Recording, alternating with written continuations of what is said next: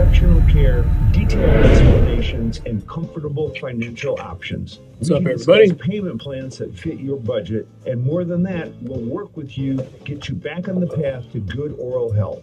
Don't wait to take care of your dental pain. Call 1-800-TOOTHACHE or visit Afton on Douglas Road in Mishawaka.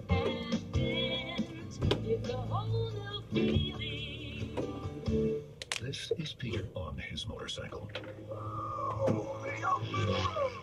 And this is Peter off his motorcycle. Please move your paper off my desk. Thank you. On his motorcycle. Somebody want to explain what AF means to my mom? Look at the ocean. Look at this article I found about urban planning. You're better on your bike. Progressive helps keep you on it. Get a quote in as little as 3 minutes at progressive.com. Progressive Casualty Insurance Company and Affiliates. The average smoker tries to quit up to 30 times. Many are looking for an alternative. Juul was designed by smokers, for smokers, to be a satisfying alternative to cigarettes. Juul is a vapor product that contains nicotine for a satisfying transition. If you're one of the 34 million adults who smoke, know that there is an alternative to cigarettes. Make the switch at Juul.com. That's JUUL.com. Warning, this product contains nicotine. Nicotine is an addictive chemical. Talk radio. All right, here we go. With you, not at you. See Hendrickson, News Talk 95.3, Michiana's news channel.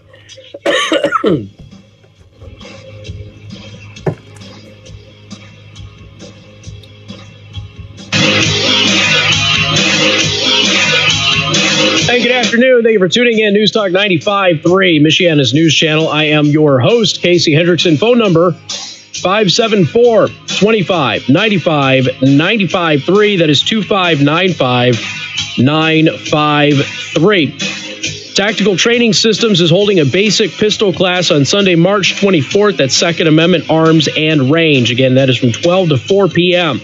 You can contact Paul to reserve your spot today at secondamendmentarms.net. All right, so I'm gonna start off with New Zealand. There's a lot to cover this week. This is already a really busy week, and it's just Monday. I mean, just Monday for me. I mean, obviously, most of you are still at work or getting out of work now. But I wanted to go over a couple of things because there's a lot of things that kind of happened over the weekend with New Zealand. We've learned a lot more about the shooter, the motivations behind it. There's some theories floating around. We'll address that. Of course, if you want to call about any of that stuff, 574-25-95-95.3.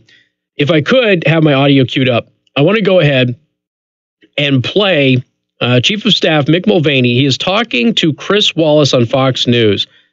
Chris Wallace brings up the shooter's manifesto in which Trump is referenced. Now, we talked about this a little bit at 3 o'clock on Friday. Everybody was running around and trying to make the shooter's manifesto about the political right in the United States. Now, this happened in New Zealand, and what people were saying about it wasn't even accurate or true.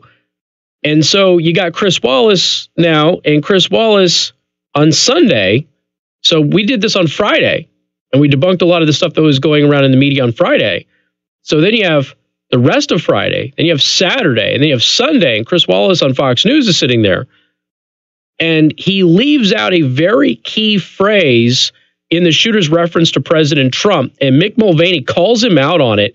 So this happened on Fox News Sunday with Chris Wallace. As a symbol of renewed white identity and common purpose, sure.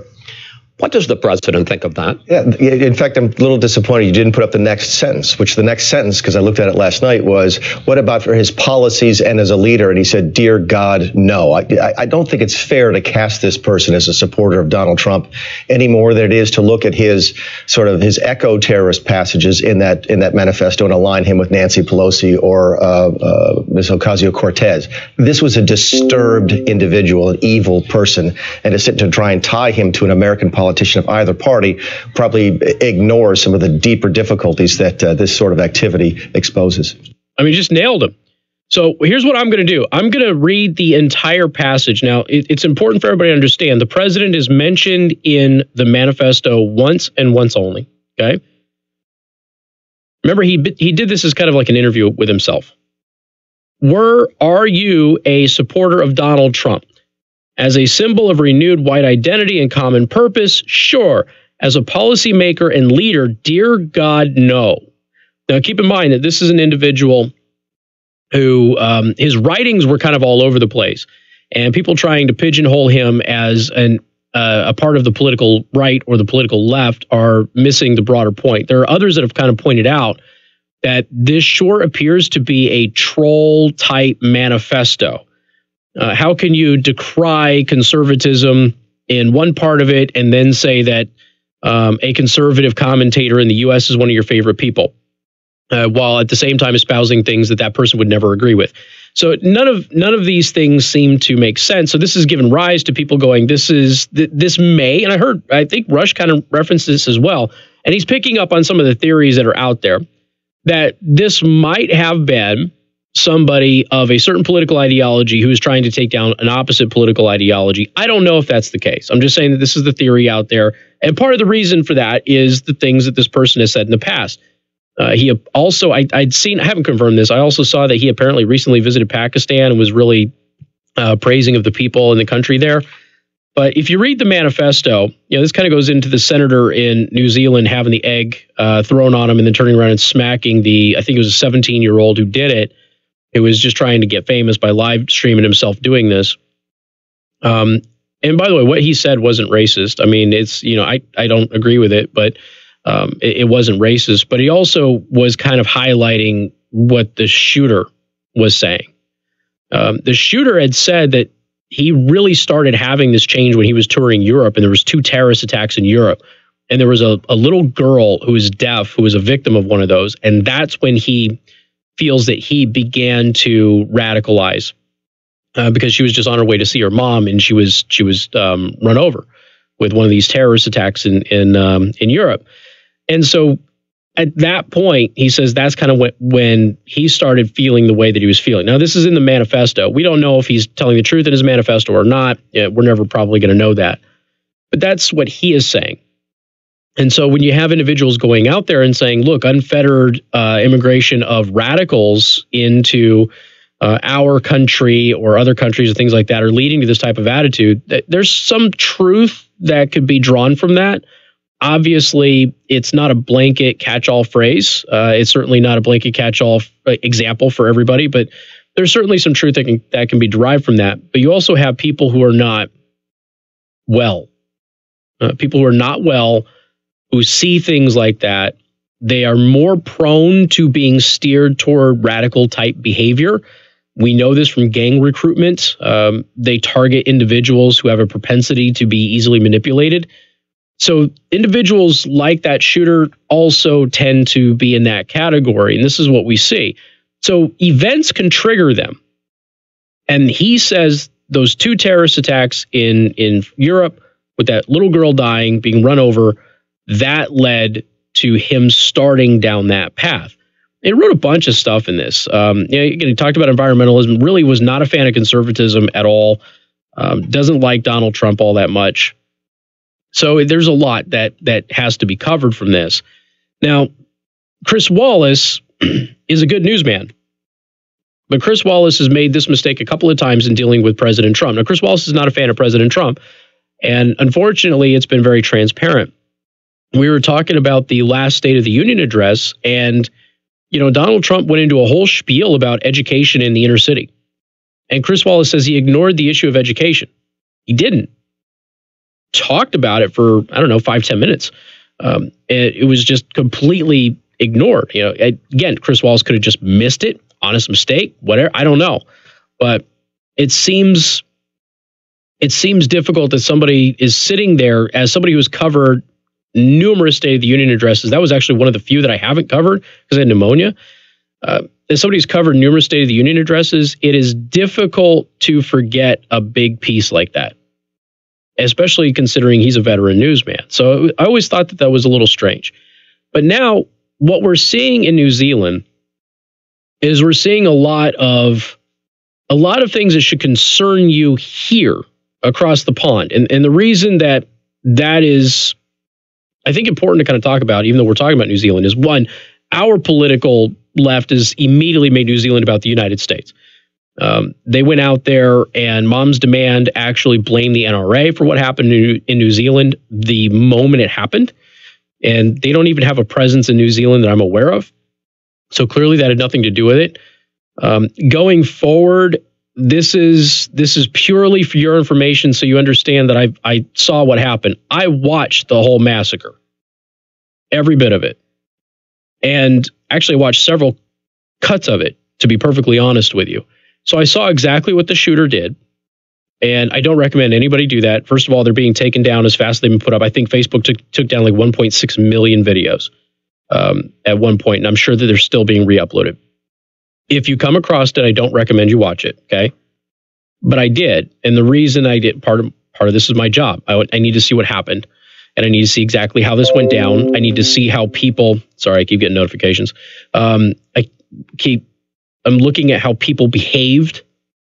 Was there any possibility for him to have been stopped with security measures, things of that nature that came up?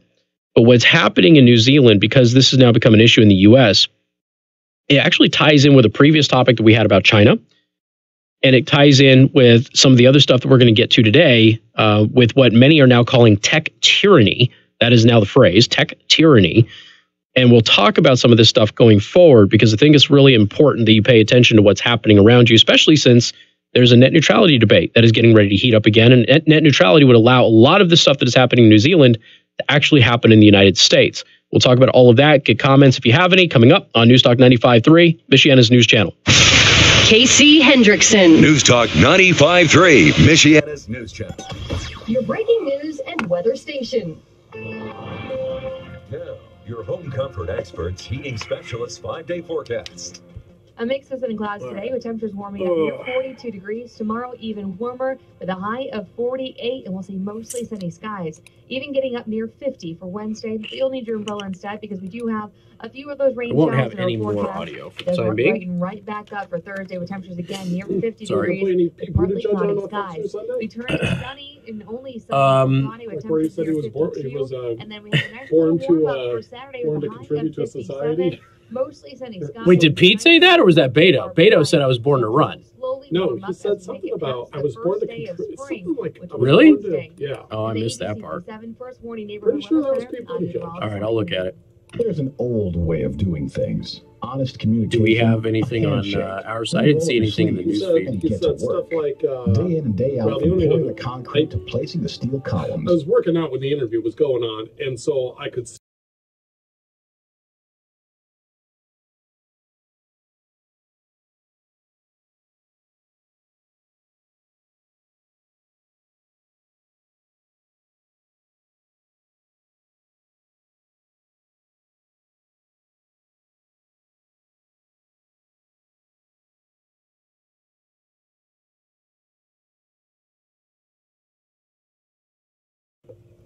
All right.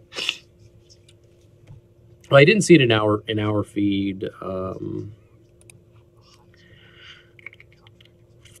but we're pretty slow to update our RSS. So,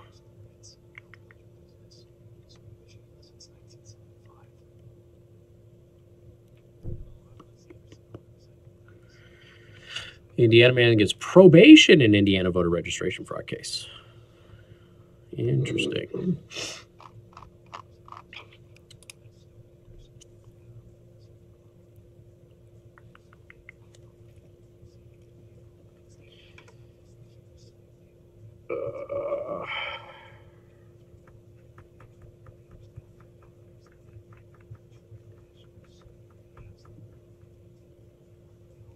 Yeah, if you want to put it up on Discord, do it. Just put a warning on there.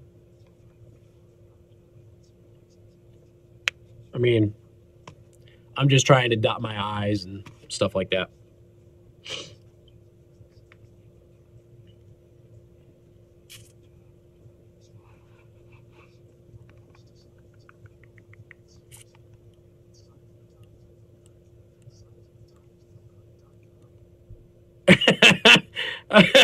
My wife found my coffee protein. She just posted an hour ago. She what? She found my coffee protein. Oh. She says, I'm not selling anything. I'm just telling you, this is the most amazing stuff. Is she auctioning it off? No, she just posted about it and put it on Facebook.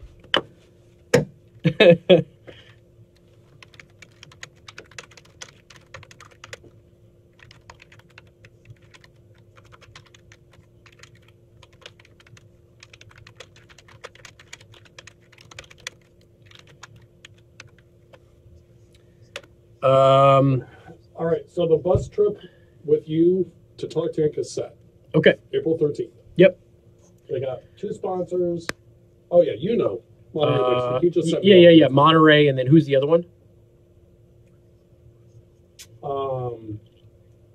Good question. Rain Drain. Rain Drain. And Royal Excursion. Hey, if I get this house, I'm gonna need some Rain Drain. Rain drain protection, some gutter stuff. Hey, speaking of, I need some too. What a friggin' mess that's been. My gutters are a freaking mess. At the current house that we're at, every year. When we were at the first time we went to this place, they were full of pine needles. And I can't, all of them. Like even my lower gutter, I can get to it on the garage, but I can't get to it in the front of our house because there's bushes. Yeah, I know it's tough. Like on the current house, we can do the front, we can't do the back at all. The back is like. And I refuse to climb on our roof. Our neighbor fell off his roof, and he still hasn't been. That was like the day after Thanksgiving. He was hanging Christmas lights, and he's still not back to work. Well, just have 2 GoPros, one on you, so we you have 2 GoPros, one on you, so we have first person of the fall. No, and then another GoPro set up to record it. Well, so there's nothing to tape. Just automatically patch it through to MNC News. On my roof. I told my wife. I'm also not going to paint our entryway of our house because it's too tall. I don't even have a ladder that tall. It's not happening. All right, so the coffee protein is from, is it Chike? I don't know. I don't know the company. Chike, something like that. But really good. You get it at NHQ. And it's real coffee. Hey, good afternoon. Thank you for tuning in. Newstalk 95.3, Michiana's news channel. I am your host, Casey Hendrickson, and I don't have to care so much about the bumper music anymore because YouTube has demonetized my entire channel.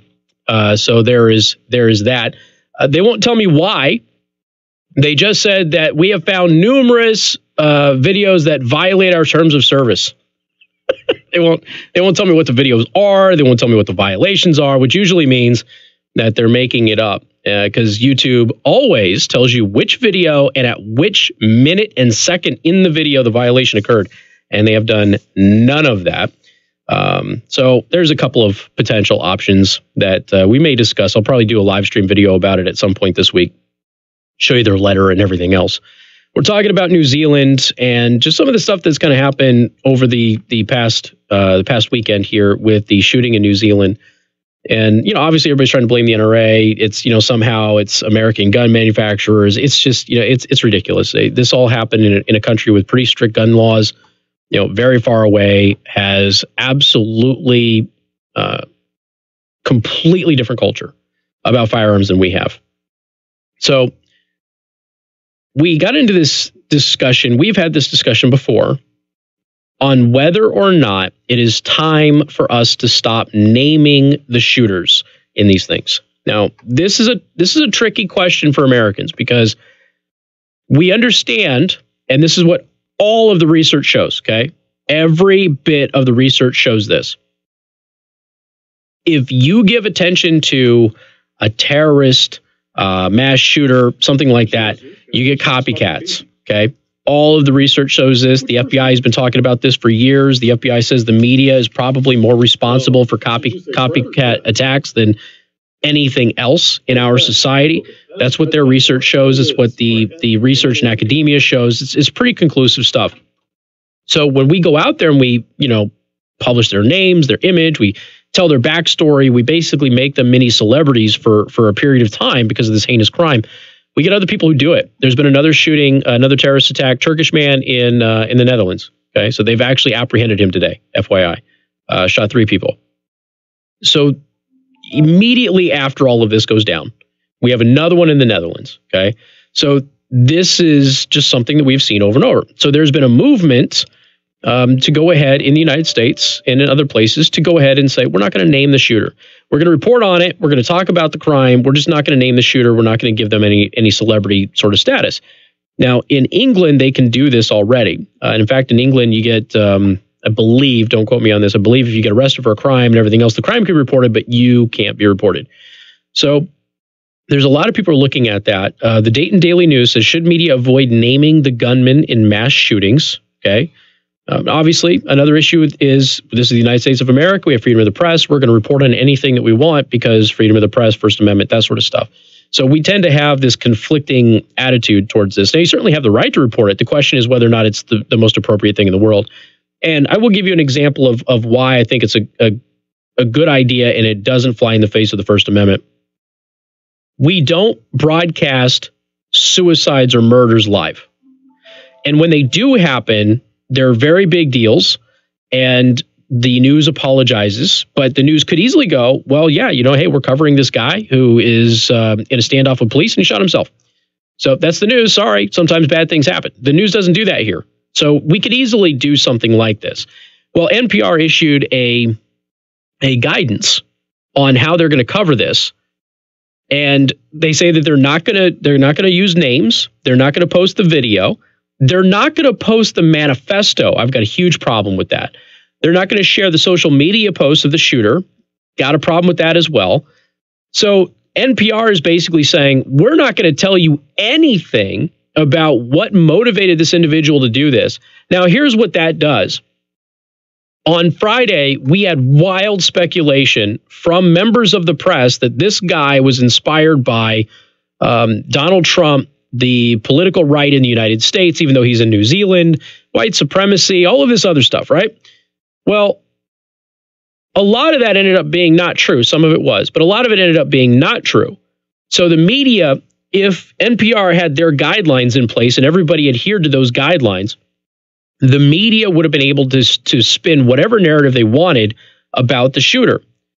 Well, we were able to get the manifesto, and we were able to get his social media posts, which debunked a lot of what these verified journalists, if you will, who were on social media were saying about it.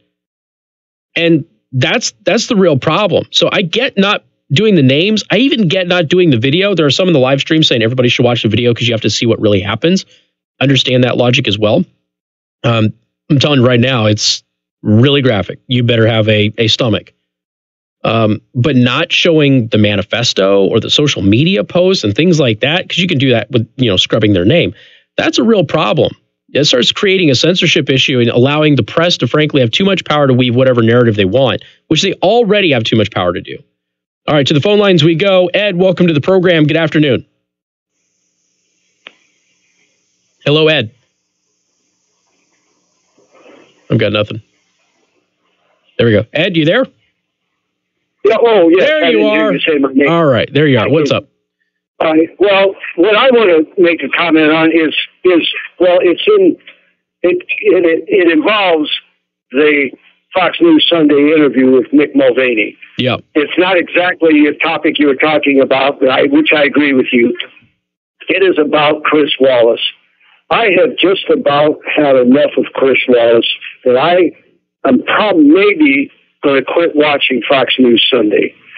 I think he's a Democrat in disguise. I don't know, and I don't care. He's got a right to his political preferences. But when somebody gives him an answer, how many times does a person have to give him the same answer without him pounding and badgering him for a different answer when it's obvious that he's not going to get one? And he tries to make his interviewee look like a fool. But you can't make Mick Mulvaney is too sharp for that. But do you agree with that? I mean, I watched that and I shut it off after half of the interview. I couldn't stand him continually asking him the same question, getting the same answer, and then pounding at him. Well, so in full disclosure, I don't watch Fox News Sunday. And I watched the interviews and I watch video clips of the program because it's my job, but I don't actually sit there and watch Fox News. I don't watch Fox News. I don't watch CNN. I don't watch MSNBC. When I get my prep, I'm going through the columns, I'm going through the clips of it, I'm getting context for everything. And sometimes I need to watch more of it than I probably want to. I just don't have the time to sit there and watch the news. But I will say that Wallace has been a never-Trumper for a long time. And I think at times he's been very fair. I think as of late, he has not been fair. I don't know what his political leanings are. Frankly, I don't know that it matters much. There's plenty of never-Trumper Republicans as well. But I don't think that he has been fair to the president because he has intentionally misled people as of late, or he's just simply choosing not to listen to what the president is saying and is, this quote bit. I mean, he left out 50% of the quote. And it was all the part where he said, I don't agree with Trump's policies at all. Well, I think that's kind of important to put in there if you're going to talk about the shooter having some kind of a love fest with the president, don't you? And Wallace intentionally left it out. And I don't think that was honest journalism at all. Well, he seems to be a lot more polite and agreeable to his Democratic and he might very well be. He might very well be. Hey, Ed, I got to run. I'm on a hard break, but I appreciate it, buddy. Thank you so much. The problem is that you've got to not let your bias show. It's okay to be biased. You have to do your job in an unbiased fashion and not let it show. Wallace has been slipping as of late. MNC News Time is 3:31. Time to check out Masters Heating and Air Conditioning online at mastersheatcool.com. Masters gets there faster. This is Michiana's breaking news at weather station. News Talk 95.3, Michiana's news channel, and 95.3 MNC.com. I'm John Zimney, the MNC News Center. Among our top stories this afternoon, South Bend police are investigating some complaints of indecent exposure near the campus of IUSB. They're looking for a man who allegedly exposed himself in an alley behind Clover Street Saturday night. There were reports that a man went to the back porch of a house and dropped his pants. ABC 57 says a witness heard from the responding police officers that it's been happening quite frequently. In December, for example, a man in a hoodie was reportedly seen exposing himself behind a house on Hildreth Street. The Detectives Bureau is investigating. 95.3 MNC's Heather Starr reporting. And a consumer alert to That's what it looks like to me, Alex, is that he was just trying to nuke everybody. That's what it looks like to me. More than 3 dozen additional lots beyond their initial recall of Losartan potassium tablets. That drug is used to treat. So, true story, Mike. CBS News has been really good for about a year and a half. They've done a pretty good job of covering this stuff. They've been much better than NBC or ABC. And, having to give props to my former employer, who I have had great disagreements with. But CBS News has been doing a pretty good job the past year and a half or so. Ruling out terrorism in the fatal shooting on a train. Police arresting the man suspected of killing 3 people and wounding 5. Thank you, Alex. Appreciate it. So, link to all that stuff is on Discord, in the live chat channel. Just recently attempted rape. Fox's Greg Palcott. French authorities concluding there were similarities between last week's Boeing jet crash in Ethiopia and another in Indonesia 5 months earlier. The Wall Street Journal reporting this morning that both the Department of Justice and switching topics I'm staying. I got some other things to say. Michiana's News Channel, which I'd like to talk with Casey. The Max 8 in the DOJ case. What's up, Missy? Ethiopian Airlines crash. A grand jury issued a wide-ranging subpoena for documentation and email correspondence to at least one member of the team that developed the plane. Fox's Doug McKelway in Washington. This is Fox News. You crash the south of the 6 Grand Bridge on 17. Your morning routine with the Prime Table in Niles. This week's breakfast special, country fried steak and eggs, is half off. Weekdays from 6:30 to 10:30 a.m. Wake up and go to the Prime Table in Niles. All right. Okay. Thank you so much. I appreciate it. Experts, all right. Heating specialists, first warning forecast. A mix of sun and clouds today with temperatures warming up to 42 degrees. For tonight, we drop down to 26. Swizzle dizzle. Skies, and that means plenty of sunshine for Tuesday with a high of 48. The next chance of rain arrives on Wednesday with temperatures nearing 50 degrees for the first day of spring. In the ABC 57 First Warning Neighborhood Weather Center, I'm meteorologist Emma Kennedy. News powered by Polymax at 4 Lakes, now offering flavored Ultra-Cell Full Spectrum CBD oil. Ask about it today and come taste what it means to make American food great again. Polymax at 4 Lakes, locally raised meats made to order American classics like walleye, bluegill, haddock, hand-cut Chairman's Reserve steaks, slow-smoked ribs, double bacon, double cheeseburgers, wings, and a full bar to put the finishing touches on your visit. Just a short drive from anywhere in Mishawaka. We're located between the 9th and 10th holes of Four Lakes Golf Course on Highway 12 in Edwardsburg, and we are open to the public. Check out our daily. It's a phone stand. Interesting. I didn't even think about that.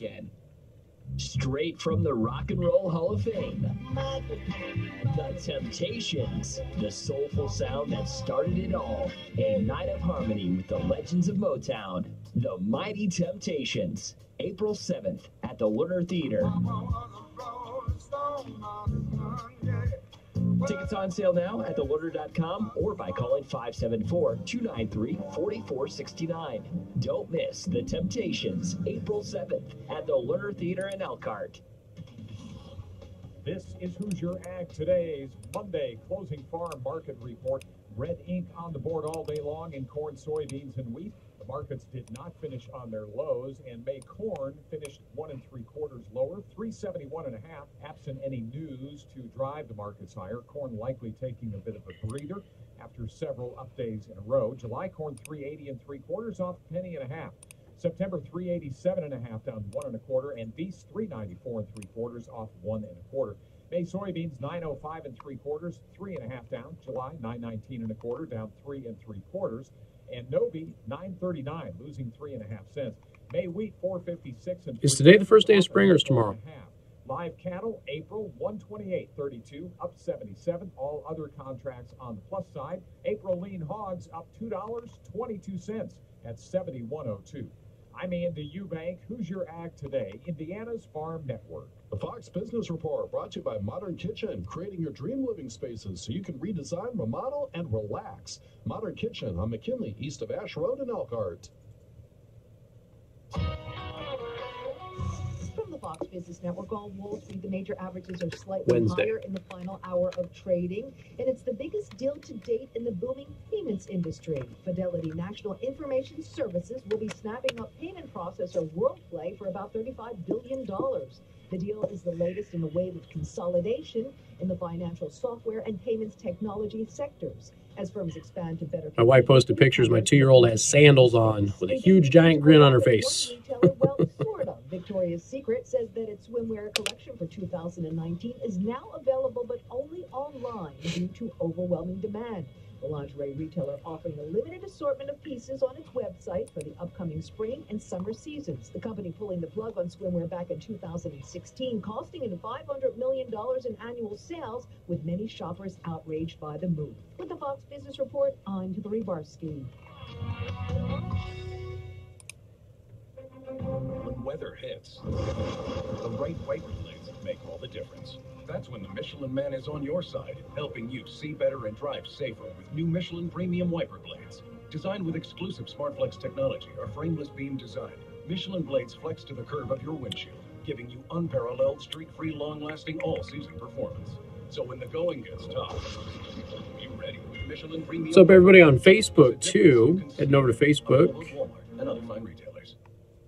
Hey girl, I'm dying to know, how was that first date last night? Oh, I'd rather forget about it. It was awful. Dinner was great, and I could have talked to him all night. That's when we decided to drive to the beach and watch the sunset. Well, sign me up for one of these awful dates, would ya? Yeah, but he must drive with his shoes off or something. The smell of his car was unbearable. I tried to be nice and not say anything, but he had obviously gone nose. Okay, I'm going to put a new Discord invite in there. Locker room. What? You're kidding. Not even. I couldn't stand it. So I rolled the window down, but the wind and humidity wrecked my hair. And you know I don't look this fabulous by accident. Then it started to rain. It's going to be in the YouTube chat. I had to keep the windows up. It was terrible. No matter how nice he was, I can't put myself through that again. Don't let this happen to you. First impressions are important. You need the experts over at Z-Bar of South Bend to kick those unwanted smells to the curb.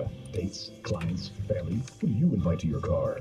Z-Bar of South Bend is your interior detailing specialist. Schedule your visit today. Call 574-232-2073. It only happens on one day, and just 100 people can attend. I'm talking about the Tax Freedom Summit, a free 30-minute 30-minute webinar on Wednesday, There you April go. 3rd. This is where you'll learn the little-known strategies that could help manage All right, the tax that's the efficiency Discord. of your IRA and 401k. A loophole with the Trump tax It is plan policed could be a financial windfall. vigorously. Plus, how you can manage Social Security taxes to maximize your benefits. It will be hosted by myself, Casey Weed, certified financial planner and president of Howard Bailey Financial. You may have seen or heard my television or radio show Retire with Purpose over the last decade, or even read one of my published books. To register, call 866-482-9559. If you've ever wondered how other people get away with paying less in taxes than everyone else, register by calling 866-482-9559, 866-482-9559, or visit SaveYourBenefitsIndiana.com. Howard Bailey Financial does not offer. You can post stuff in the Discord. Totally fine. Individual circumstance. Talk radio that talks with you, not at you. News Talk 95.3, Michiana's news channel. Casey Hendrickson.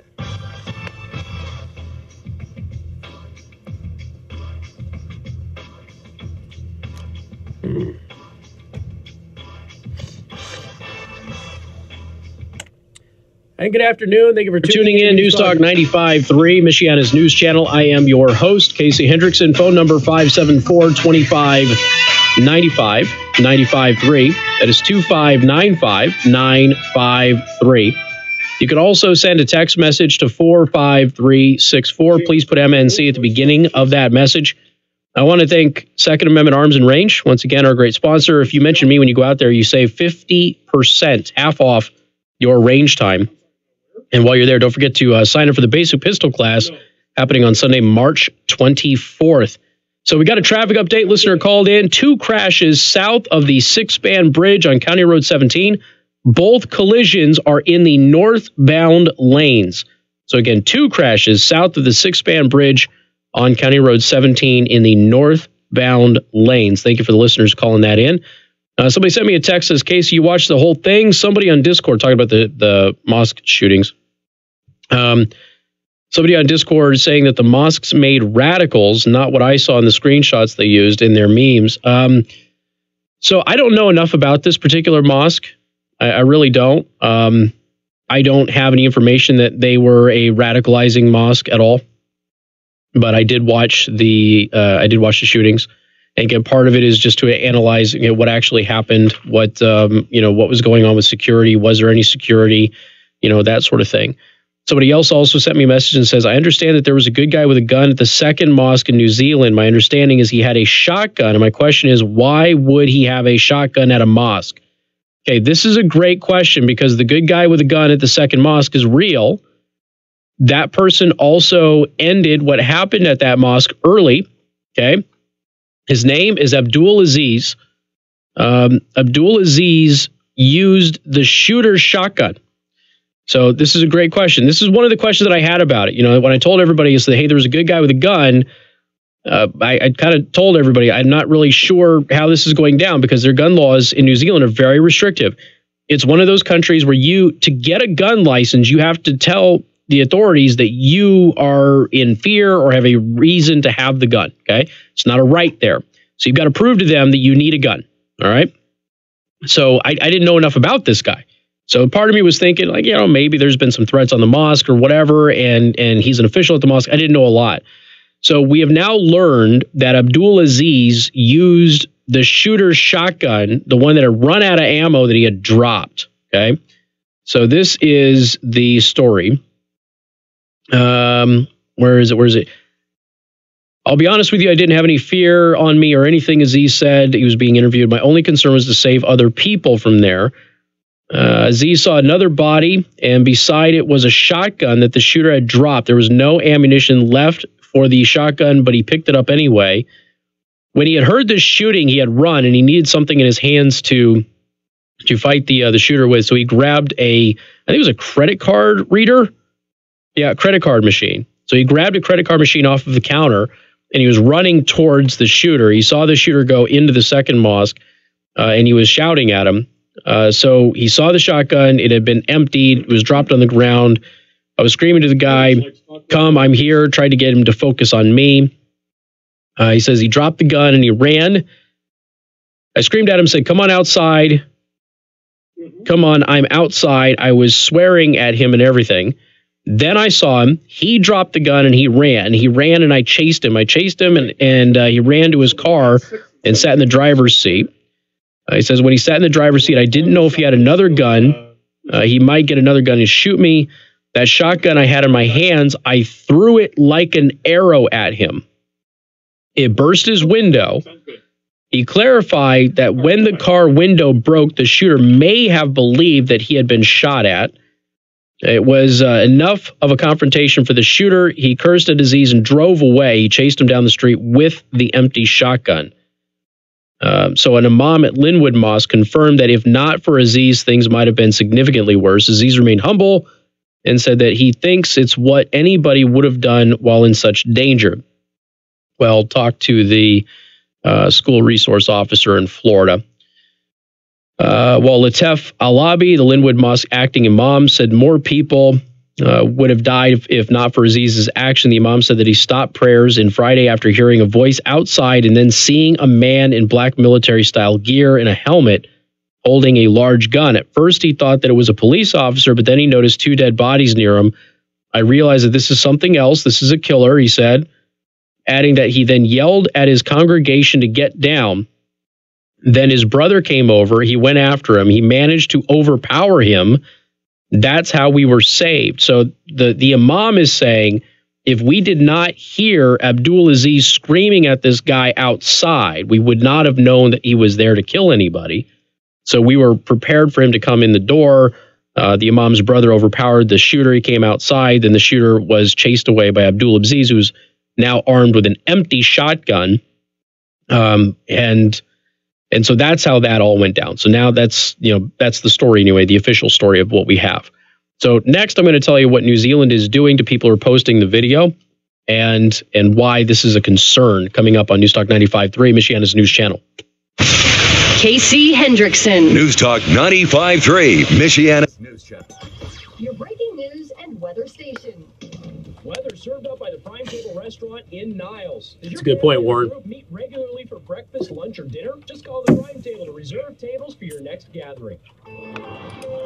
Now, your home comfort experts, heating specialists, 5-day forecast. A mix of sunny clouds today, with temperatures warming up near 42 degrees. Tomorrow, even warmer, with a high of 48 and some mostly sunny skies. Even getting up near 50 for Wednesday. But you'll need your umbrella instead because we do have a few of those rain showers in our forecast. It does brighten right back up for Thursday with temperatures again near 50 degrees with partly cloudy skies. We turn it sunny and only sunny for Friday with temperatures near 52. And then we have a nice little warm up for Saturday with a high of 57. Mostly sunny skies and some nice weather not too far behind. Temperatures will slowly warm up as we make it past the first day of spring, which will be Wednesday. Well, the ABC 57 First Warning Neighborhood Weather Center, I'm meteorologist Emily Kennedy. 95.3 MNC weather text alerts. Now even faster to your cell phone, thanks to the latest technological upgrades. But whether you already subscribe or you want to start receiving them now, text the word weather to 45364. Somebody sent me a notification asking why the flags are at half staff. To continue receiving 95 They're not supposed to be officially. What state? Good question. On Indiana or Michigan, do you know of one? Well, Birch Bayh died. So the senator. Okay, that could be it. Okay. So if it's like that would make sense. Yeah, that would make sense. Yeah, because they're supposed to be half staff until his funeral. Okay. I can pay cash and close in as little as 7 days. I buy houses in any condition. You know, really, there's always a reason to have the flags at half staff. In fact, they were just genuinely asking, and I couldn't see it. Rare the when official. I ever see a flag at full staff. Yeah, just and I want to buy more. There will always be 574-621. Michiana's news channel. Would you like to talk to Casey? I buy inherited houses, divorce houses. Yeah, what is it? Behind and payment houses. I even buy my tenant will pay me the rent houses. Do you own a house that is trash and needs thousands of dollars in repairs? Great, because I love buying damaged houses too. I buy vacant houses, abandoned houses, condemned houses, and foreclosure houses. If you own a house and want to sell it fast, call me at 574-621-3277 for a cash offer today. That's 574. Okay, so crash on US 6 at County Road 13. Getting married today. Do you have the and only eastbound traffic's allowed? It's all taken care of. Yeah, it was nice. And the rings with Bobby. Oh, okay. So they're doing like they're trading off. The engagement. All I saw was a Okay. All right. Got it. Hey, thank you. I appreciate it, man. Mom is very excited. Can you make sure that there's no impress in this hour? She's getting ready now, and I'm sure she's Well, there's not. Dad, don't worry. I sent her to Judy's. Wait, in what hour? The 3 o'clock. I mean, any reads in particular, but I'm trying to make sure that my impress reads are because I should be on this week. Yeah. Well, I didn't see any live reads this hour. Okay. Otherwise, I would have told you. I didn't know if you had noticed. Yeah. Thank you, Todd. You didn't have any this hour. Okay. Now, if you want to know for next hour, I can tell you that you have a Z-bar at 4:45. Okay. And in the 5 o'clock hour, you have.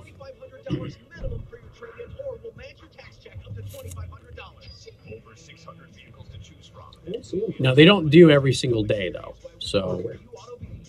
But Mark was on last week, so I should be on this week. Yeah, I just see 4:45 as Z-bar. Okay. Anthony says Facebook must be blocking my posts when you go live. Stop showing up in my feed. I don't know. Maybe. All right, there's a whole new crash. Great. What is wrong with people? They probably just bought houses and they're all angry because buying houses sucks. I'm so over this. By the way, am I still good for the last week of March? I meant to put it in over the weekend, and I wanted to talk to you first. So, okay. Wait, next week? Yeah. Let me give you the.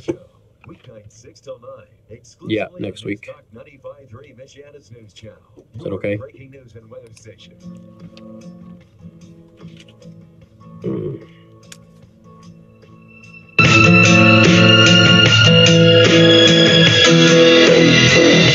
good afternoon. Thank you for tuning in. Newstalk 95.3, Michiana's news channel. I am your host, Casey Hendrickson. We'll hop into what New Zealand is doing to people who are posting the video of the mosque shooter.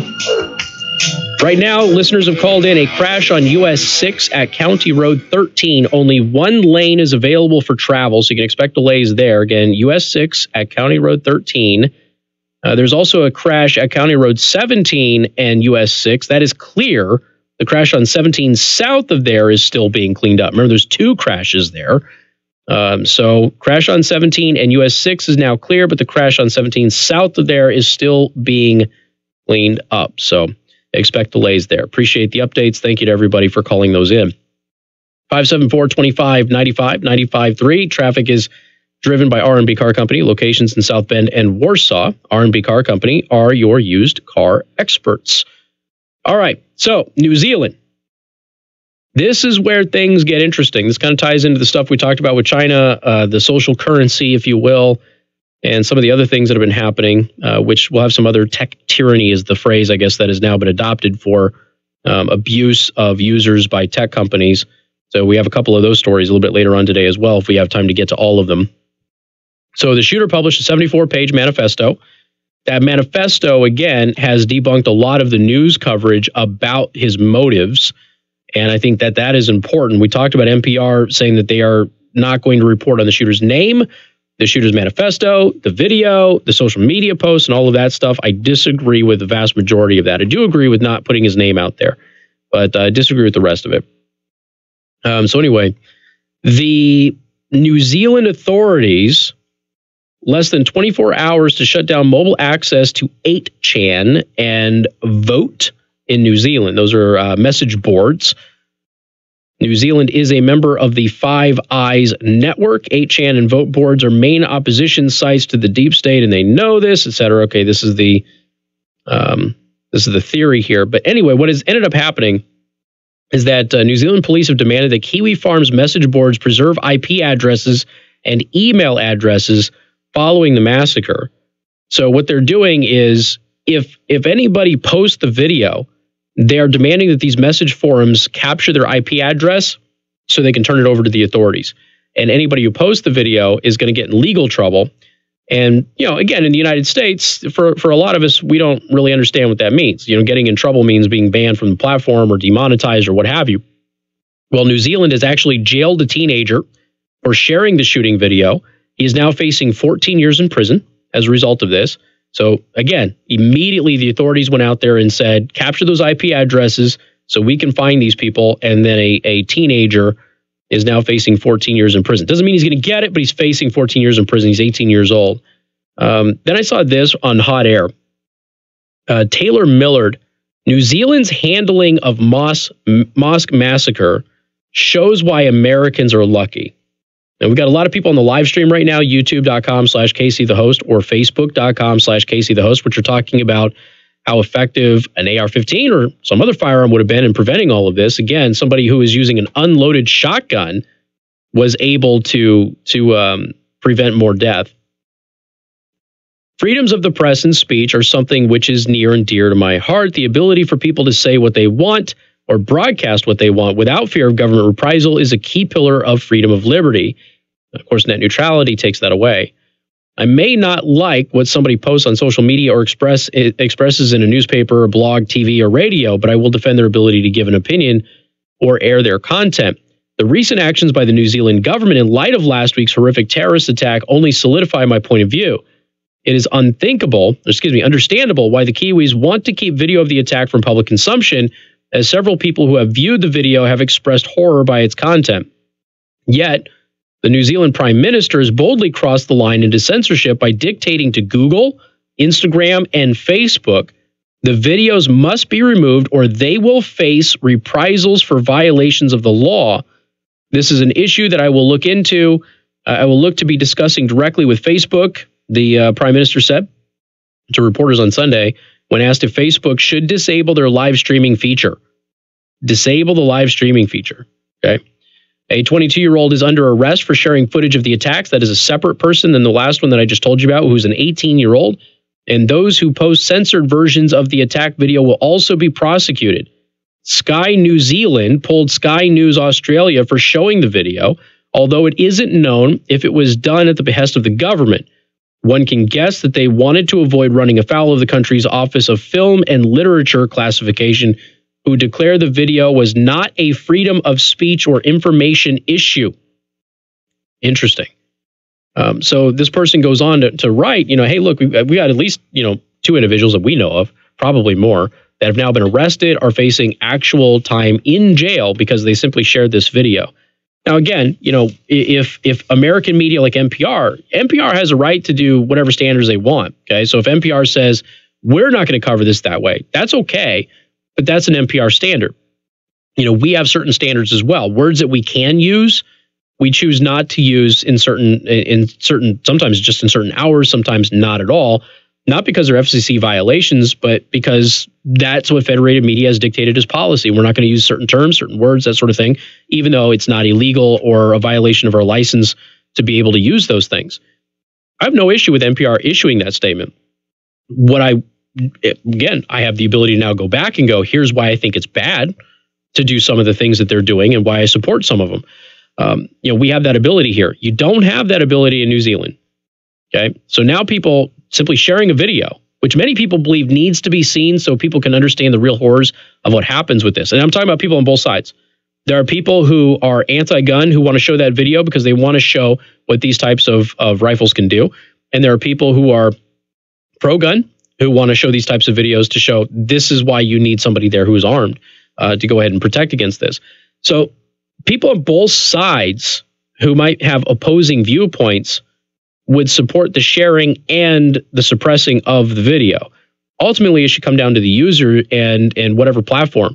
But, to threaten Facebook and Google and Instagram and all of these other companies with legal action if they allowed the video to be shared in their country, that's a huge problem. But that's something that has been happening and encroaching in the United States. Now, how this comes into net neutrality is Democrats are now proposing net neutrality again. Net neutrality, for the first time in U.S. history, allowed the government to shut down websites based on posts and content like what we have in this situation here in New Zealand. Prior to that, the government had tried to have that authority, and the court shot them down every time. Net neutrality gave them the ability to do that, and they used that power several times when it was active. Be aware of this. Got more coming up next. WTRC FM and HD1. Niles, South Bend, Elkhart. News Talk 95.3, Michiana's News Channel. Your top stories right now. All right. Boeing and the FAA. I'm going to go grab something to drink. My throat's drying out on me. I will be right back. I'm Lisa Brady. Max Jets continues. A grand jury. Is it just me, or has Corvitine a Boeing worker involved changed her in the look? She looks like a development totally of the different jets? person. Would be usually Because I saw her. I think she looked. and how a plane was approved. She wasn't. This would be the criminal She was division. not. Fox Business Network Chef Flosh, the Wall Street Journal also reporting that the Like a week Transportation ago, I Department saw. I was like, "Who is Inspector that?" And then her General name is flashed. looking into Yeah, the no, approval I know. process for the jets. The FAA says certification processes are well established and have consistently produced safe aircraft. And Boeing says its MAX jets follow the same process and requirements for approval.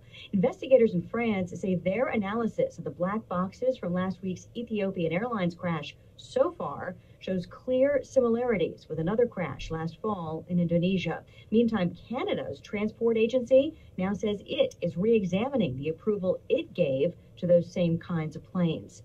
The motive remains under investigation now that the suspect is in custody for a mass shooting earlier today in the central Dutch city of Utrecht. 3 people were killed, 5 people were injured. The attack happened on a tram, a streetcar, at a major intersection in the city. Eyewitnesses say a man with a, quote, big gun fired inside a car of the train and then fled. Some accounts said he had hijacked a car.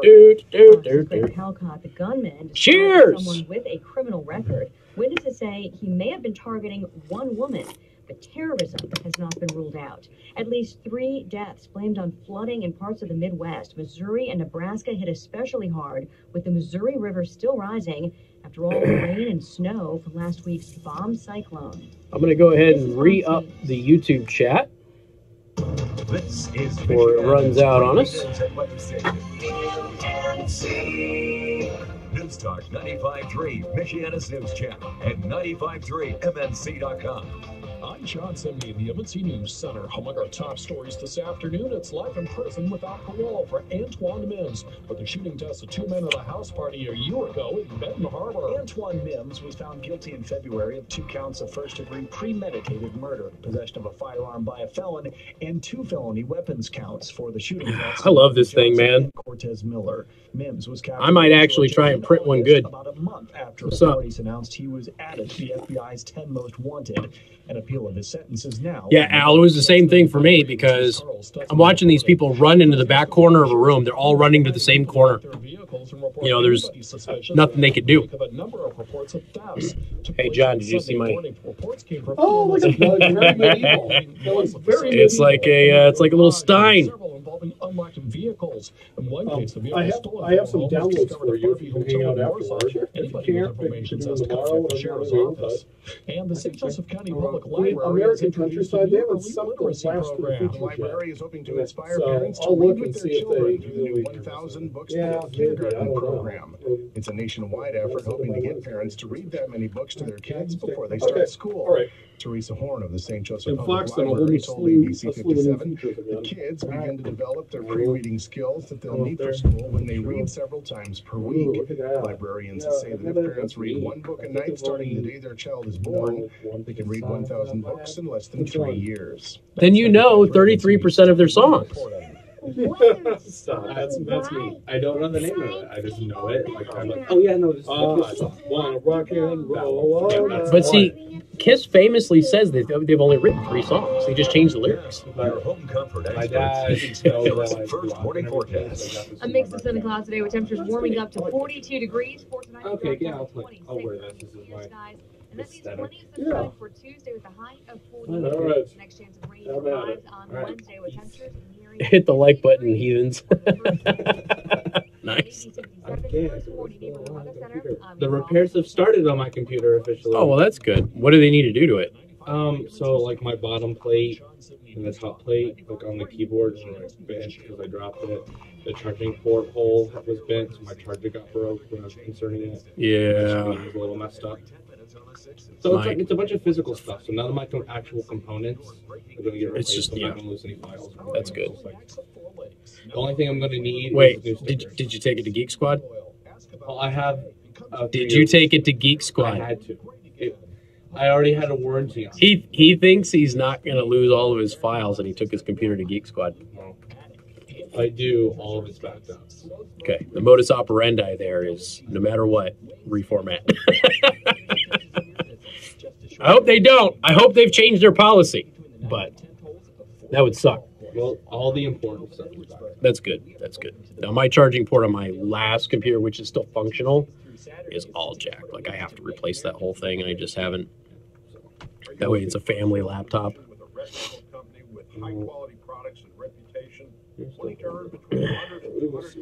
Alex, anything Geek Squad can do, I do better. Yeah, no, it's like I could. I'm like looking at it, like I could order the parts and probably do it myself. Or pay He had a warranty, people, so he had to go through Geek Squad. It's like I had the warranty. Might as well go ahead and do it. No joke. 60% of my business was people who were asking me to fix Geek Squad repairs. It was so bad. I had a guy who got back from Iraq. They deleted every file, every picture he had from in-country. I was able to recover like 90% of them. I feel like we covered that already. So yeah, it was bad. Look at this article I found about urban planning. You're better on your bike. Progressive helps keep you honest. Get a quote in as little as 3 minutes at progressive.com. But I did get my charger. Haven't checked to see if my replacement charger works. Because I can't, because none of the other computers that we have fit that port. So I haven't even opened the package yet. Feeling like I'm lost about 4 hours. Word. I decided I would find an alternative. So I started looking, and then Jewel came up. I did both for a while.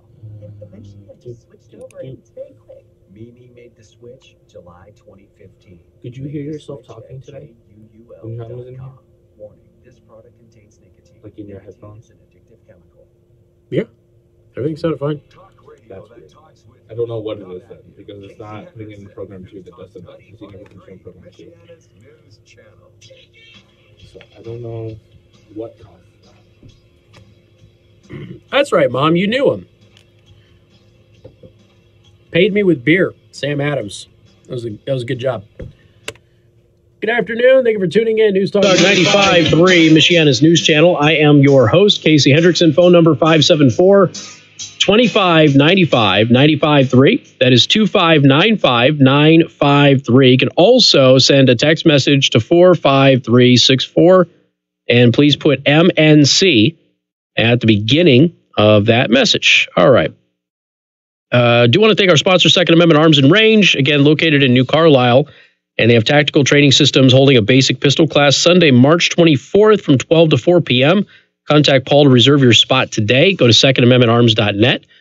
Got this text message, very commendable for Abdul Aziz. Now, Abdul Aziz, if you missed it, he's the guy that stopped the second mosque shooting. Okay, and we explained everything because people had questions about how he had a gun in New Zealand, because it's very hard to get a gun in New Zealand legally. Plus, it was a shotgun. So then people were, why did he have a shotgun at a mosque? And so we ended up finding out that whole story. Certainly not everybody would do that. I agree. I did hear at one point, I think, that he fired 2 shots. As I recall, these were fired at the assailant as he drove away. Certainly details are not always clear. Again, to be clear, way to go, Abdul Aziz. He was a hero if things weren't the way that you explained. If things went the way that you explained on air. Now, he did not fire any shots. That was his interview with News. Okay, so I was quoting Abdul Aziz. So he did not have a gun. It's not his gun. He grabbed the credit card machine. He was going to fight the shooter at the neighboring mosque with a credit card machine. He needed something to throw at the guy, and he did throw it at him. And he saw the empty shotgun that the shooter had used on the ground, and he said, I've got to get something. So he grabbed that. And when he speared it, if you will, think of it like an old lunging spear at the window, he did say, I don't know if he thought that I shot at him and maybe there's extra bullets in there and then he sped off. I don't know.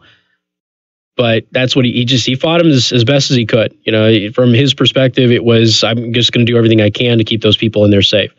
You know, Al on the live stream, former police officer, says he watched the video and it just, you know, renewed his resolve to carry every day. And the video of the first mosque shooting, everybody runs to the same corner and they're basically just piled up in that corner.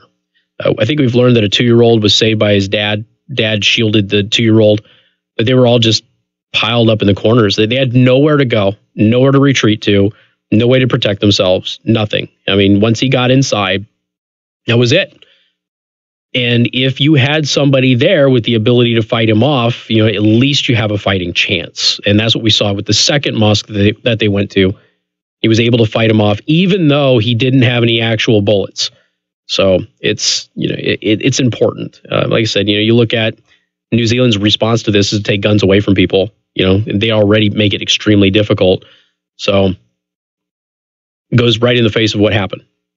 Anyway, we're done with the topic. You know, I spent the first hour on it. I wanted to clarify some new stuff that we, you know, heard about over the weekend and cover the media, you know, talking about not reporting the name and that sort of stuff, but also go into New Zealand's laws that net neutrality would allow the United States to do, which is shutting down websites if they post a video. And again, the United States have been trying to do that for many, many years. The courts had always shot them down. The one time they were able to do that was with net neutrality legislation. They found that way in, and they were actually able to pull several posts and shut down several websites under net neutrality, which they had never legally been allowed to do before. And now entire websites in New Zealand are being shut down as a result of posting the video. We've got at least 2 people who have been arrested. They're facing charges. An 18-year-old's facing 14 years in prison. Okay, 14 years in prison for simply sharing the video. All right, 574-2595, 95.3. That is 2595-953. Speaking of our censorship in the 5 o'clock hour, I am hoping to get to the Judge Jeanine Pirro thing. A lot of people have talked about Judge Jeanine Pirro. She's been suspended, may possibly have had her show canceled. And we'll talk about that hopefully in the 5 o'clock hour. That's what I'm looking at doing that. People are asking about it because it kind of ties in with the censorship issue that we were just discussing. So now we've got Christopher Steele. Okay. This dossier mess is getting worse and worse and worse for the so-called deep state, ladies and gentlemen. So now we are finding out that Christopher Steele included in the dossier internet comments from random Janes and John Does as evidence against Donald Trump. So people just being people on the internet posting things, that was included in the dossier as evidence against Donald Trump. Now keep in mind, this was used to get the FISA warrants. The only reason there's an investigation was because of the dossier. It's funny, I watched Chris Silza from CNN try to tell everybody, once again, the dossier is not the reason that an investigation was opened up into Donald Trump. It was Papadopoulos talking to the Australian ambassador, which, by the way, has been actually, I wouldn't say refuted, but has been disputed aggressively by the evidence in Papadopoulos. There doesn't appear to be any evidence that actually says that happened. So now, when you have a member of major media going out there and telling everybody, just a friendly reminder, the dossier is not what started the investigation, I suppose you have to go back to that individual and go, well, the director of the FBI said it was. So if the director of the FBI is sitting there in front of Congress and saying the reason that we started this investigation is because of the Steele dossier, was the director of the FBI once again lying to Congress? That would be James Comey, by the way. Or is the guy at CNN lying? Which one is it? I don't really know. But if the director of the FBI says the only reason we were doing this was because of the Steele dossier, and the evidence seems to point to that, yeah, I'm willing to bet it's the Steele dossier. And the Steele dossier was filled with a bunch of stuff that was made up. It included a lot of old articles and comments and things like that from CNN. I am not making this up. This is nuts. This is absolutely crazy what these people have been doing. Could you imagine? You imagine hopping on to, I don't know, Reddit or Twitter or Facebook and just peeling a bunch of comments and putting that in a government document as a case against somebody as if it were actual evidence and not sourcing it as a Twitter comment. Could you imagine doing that? I mean, we might actually get there at some point. That's entirely possible. But that's what he was doing. It's unreal. It is absolutely unreal, the type of stuff that we have. So this is the article here. Hold on a second. I lost it I thought maybe I forgot to save it to my show prep. It was just buried in other stuff. My apologies for the delay. We've known Christopher Steele dossier was bogus from the very beginning. The question is, how extensively was it used to open an investigation of the Trump campaign? Remember, the big question is, was that the reason the FBI went to the FISA court? And the evidence we have right now says it is. So Jerry Dunleavy reported at the Washington Examiner on Friday that according to deposition transcripts released this week, Steele allegedly backed up parts of his dossier, not from CNN reports, but from posts on CNN's iReport website. Now, we've talked about iReport many, many times, to which anyone could post their views, with CNN noting the user-generated stories were, quote, not edited, not fact-checked, or screened, okay? So the CNN iReport is basically a place for you to go and share your opinion about stuff. It's a blog without you getting paid for having your own blog, you giving free content to CNN. That's what it is. There's no evidence that any of the stuff is true. So Steele used user comments as evidence in his dossier, which the FBI used as evidence to get the FISA warrants, which CNN also said didn't exist for many, many months, in order to go ahead and launch the investigation. It's nuts. It's absolutely crazy, but this is the world we live in right now. You got more coming up. News Talk 95.3, Michiana's news channel.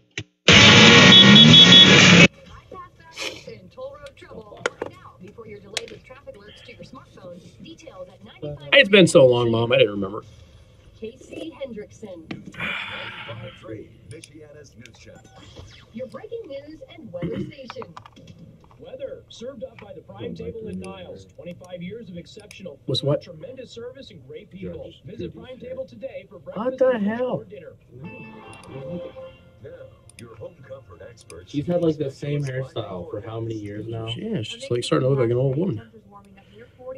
You know, all of those shows are probably filmed on the same day. Oh yeah, no. So all of those hairstyles are just like one day of her. That's a few of those rain showers God knows how many of those shows she goes through a day. I mean, it's a civil court case, but it's partly cloudy right. Also, we turn it entirely sunny different. and only sunny for Friday with temperatures near 52. There's and then one nice where they warm-up for have, Saturday it's with just a a high of traffic court. 57. And it's just this old dude. I've heard of it, not seen it. It's actually really nice, but it's traffic court. Yeah. Not like, I went in traffic court to even speak to a judge. Spoke to a guy who looked like he was fresh out of law school. Every time I go, they usually insurance card, you have your license, your registration. People go home. Every time I've been there, it's usually been like a DA. I had one guy who was like trying to be a prosecutor, and they were trying to say that I had a Ford Escort, older Ford Escort, not the new ones. And they were trying to say that I was going around a roundabout at like 75 miles an hour. And I'm like, not going to happen in a Ford Escort. And this is, you know, before there was race car Ford Escorts. This is long before that. And the guy's like, are you saying the cop is lying? I'm like, you really trying to prosecute me on this? Like, a Ford Escort's not going to go around a roundabout at 75 miles an hour. Ain't going to happen, dude. It's a Ford Escort. Just not going to happen. So, if you want to say he's lying, you can say he's lying. Or you can say his equipment was faulty. I really don't care, but it didn't happen. So, and I ended up going in and seeing another DA, and she's like, there's no way that's possible. I'm like, I know. Just tossed it. Associated with an RV that we can't fix. In my service department, there's probably easily 200 years of experience in there right now. The majority of them have been with me for years. Find it 2 miles north of Dubai. Mitchell says I'm doing a great job. Donka. My throat is so scratchy and itchy, like I can't talk without it getting just super jacked up. So I'm going to cough a couple of times probably today. As long as you hit the cough button and cough. Yes. I'll try not to have my left hand full. I'll try not to. It was pretty funny. any price range and in any I discovered location. I am not a realtor that the basement in my house has 3 vents for the entire basement. Because it's just one big room. So Okay. 3 vents. Call me at across the room.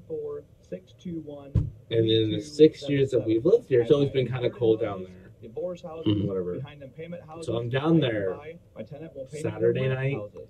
Do you and have I'm looking at the vents, and I go, there's like slight air coming out of these, and it's like just like one lever. So I move the lever to the opposite end, and just it blows. They had been closed for 6 years. For a cash offer today. That's Wow. 574-621. That'll help warm the rest of your house.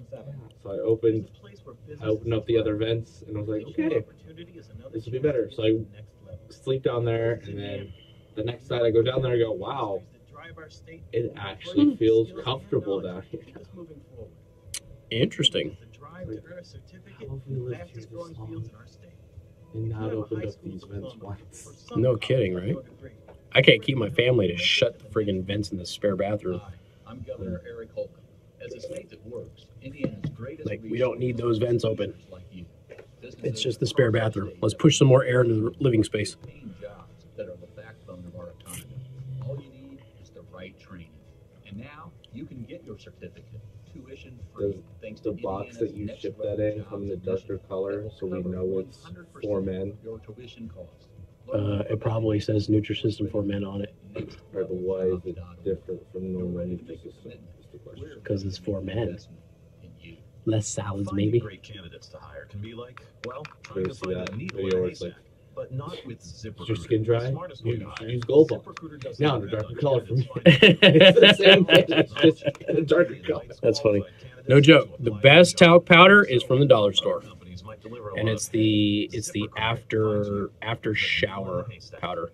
It's not baby powder. It's the best one, and it lasts all day long. All day. Get the blue one because that's like the unscented one. But yeah, it's like after shower powder, whatever. That is the best stuff. That's even better than the Gold Bond. You can even add discount dinner buffets to your ticket packages. The 2019 season at Amish Acres Round Barn Theater includes performances of Beauty and the Did you all see that Fresh Balls has a competitor now? Mansk Fresh Balls. It's like a talc for your nuts and your butt cheeks and a bunch of other spots. Basically make like men's stuff that you can't advertise, right? And because, you know, the ladies can have all of their feminine hygiene products all over TV, but men can't. But there's a new competitor from some company called Manscaping. It's like the same thing, but it's not labeled in such a way that you couldn't advertise it without pissing people off. Let's go get them. Sales guys, go get them. And good afternoon. Thank you for tuning in. News Talk 95.3, Michiana's news channel. I am your host, Casey Hendrickson. Phone number 574-2595-95.3. That is 2595-953. You can also send a text message to 45364. Please put MNC at the beginning of that message. I do want to thank our traffic sponsor, R&B Car Company, locations in South Bend and Warsaw. R&B Car Company are your used car experts. All right, let's take a little break from the news and talk about Jack the Ripper. So a little bit lighthearted topic. So Jack the Ripper, y'all about this? I did my my senior final English project on Jack the Ripper. Who do you think Jack the Ripper is?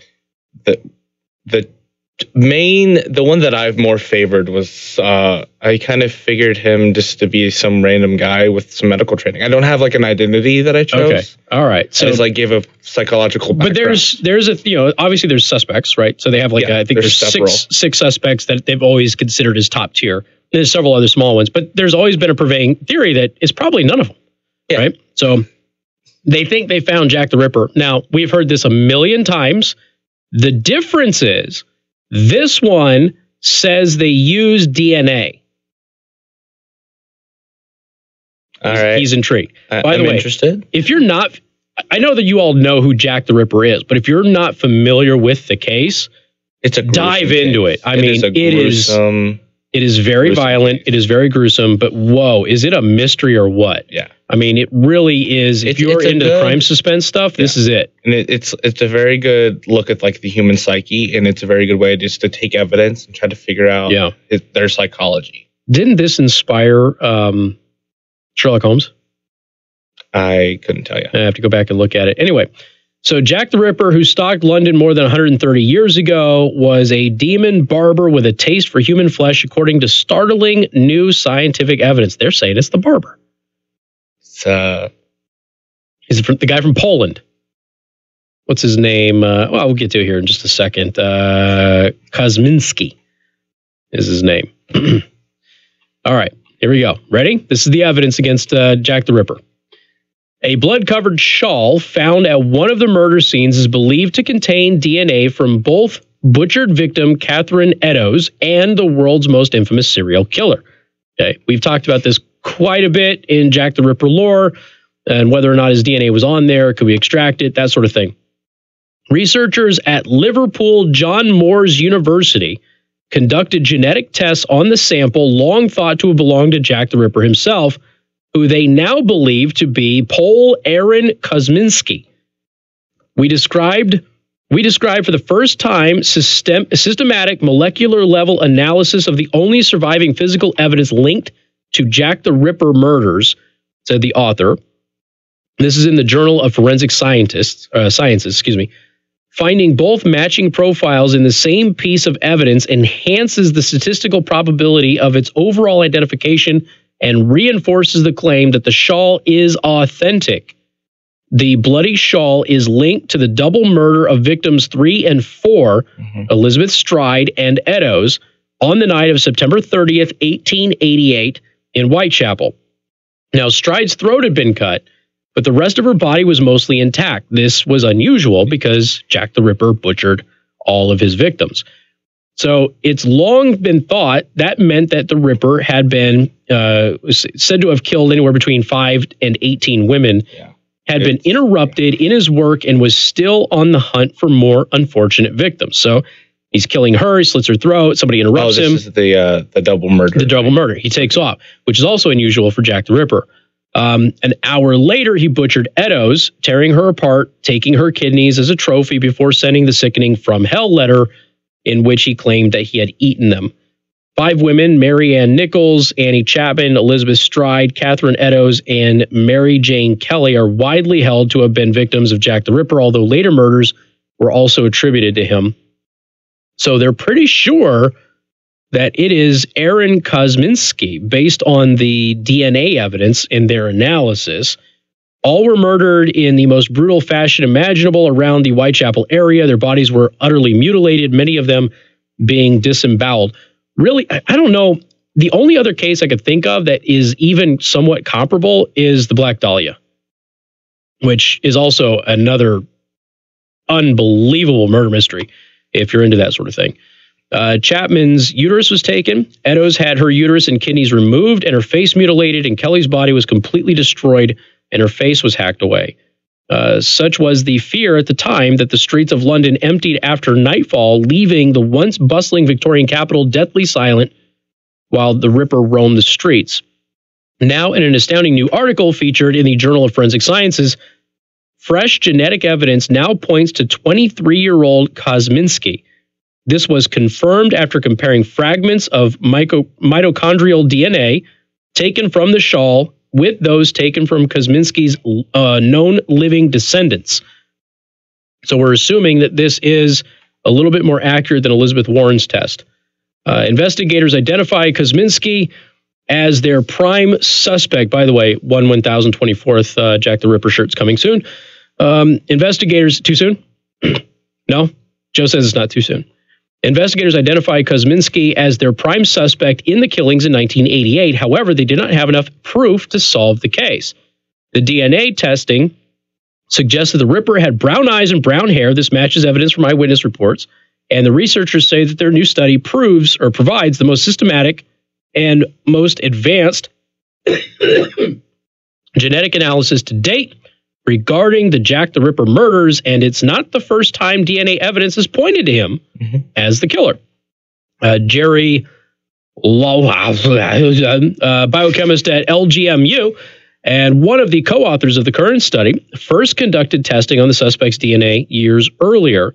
He obtained these samples after receiving the stained shawl from an author named Russell Edwards, who actually bought it in 2007 in an auction. In 2014, published a book titled Naming Jack the Ripper, where he discussed the findings of his study. However, he was criticized by geneticists for not releasing enough technical details about his analysis. I remember when this happened. This is a big deal. We all talked about it. I think they made some shows about it and stuff like that as well.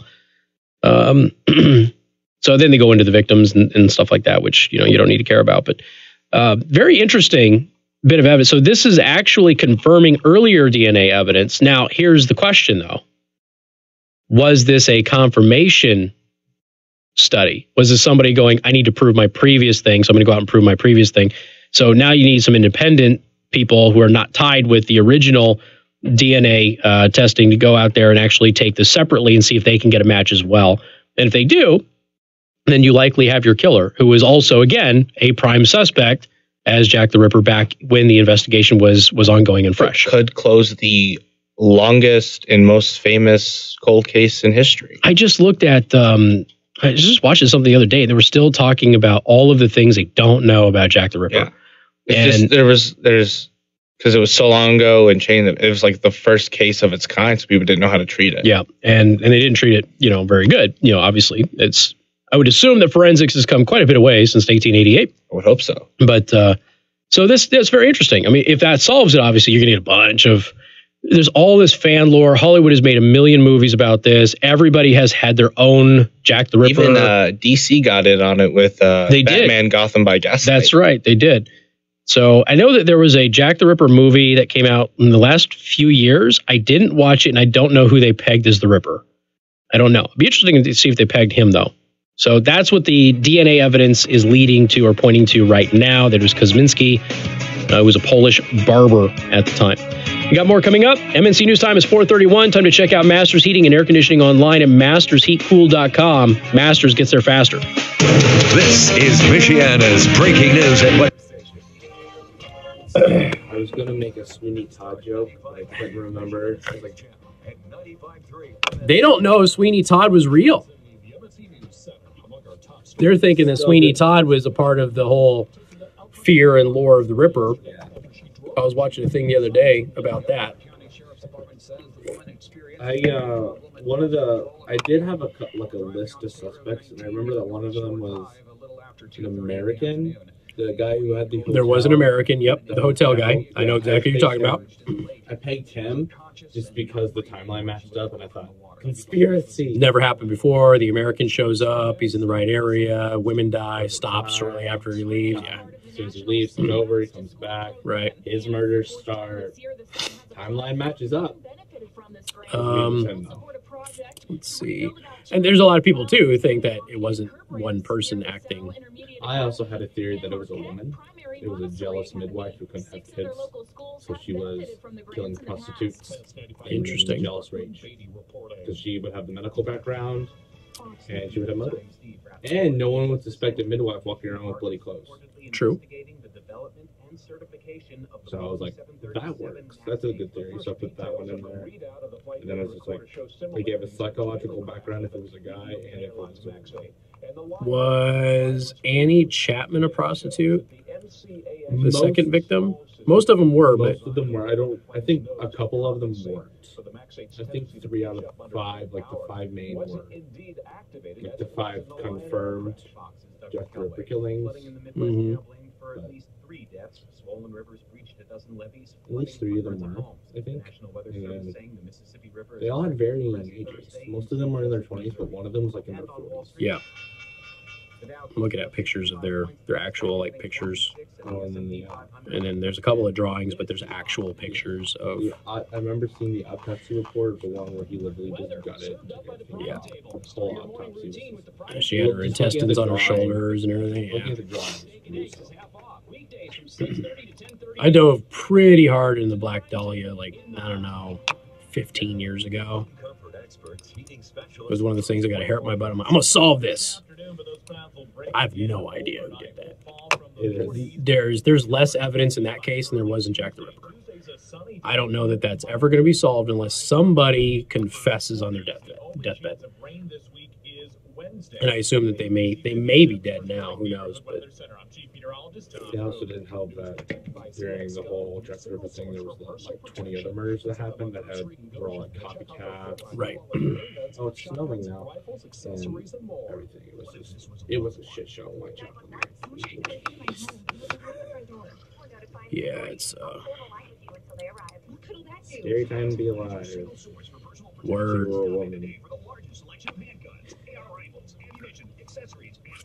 Well, I mean, you know, little bit less scary than now because now they're more oppressed. But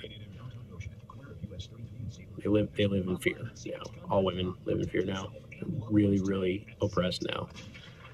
If only they could go back to a more enlightened time in 1888 in Whitechapel.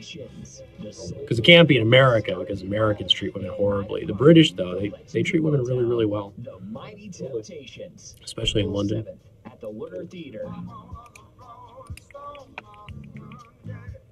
Tickets on sale now at thelurder.com or by calling 574-293-4469. Don't miss The Temptations, April 7th at the Lurder Theater. I've probably seen everything on the Black Dahlia, to be honest with you. There's been a couple of miniseries. There was one really good movie about it. What was that? Did they call it Just Dahlia or was it Black Dahlia? I don't remember. The Hollywood blockbuster that they did several years ago. Somebody with some serious skills. I don't know if it was a murder fantasy that somebody just had to get out of them. And because they never did it again. No other victim has ever showed up like her. She's the only one. All of her blood drained out before she was dumped. Cut in half. Mutilated. Any suicides that are recent that could have been linked to it? So it could have been murder. There's no evidence. There's nothing. They have no clue. I mean, she was literally cleaned in a clinical environment before she was placed, not dumped, placed in the field. There was no blood.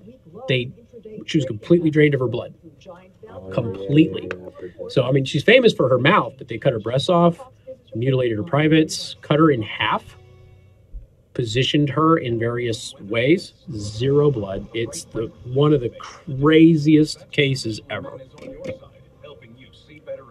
And that one happened, because now they've released all the photos, that one happened in the era of cameras. So we actually have fairly good resolution photos of everything that happened. It's crazy.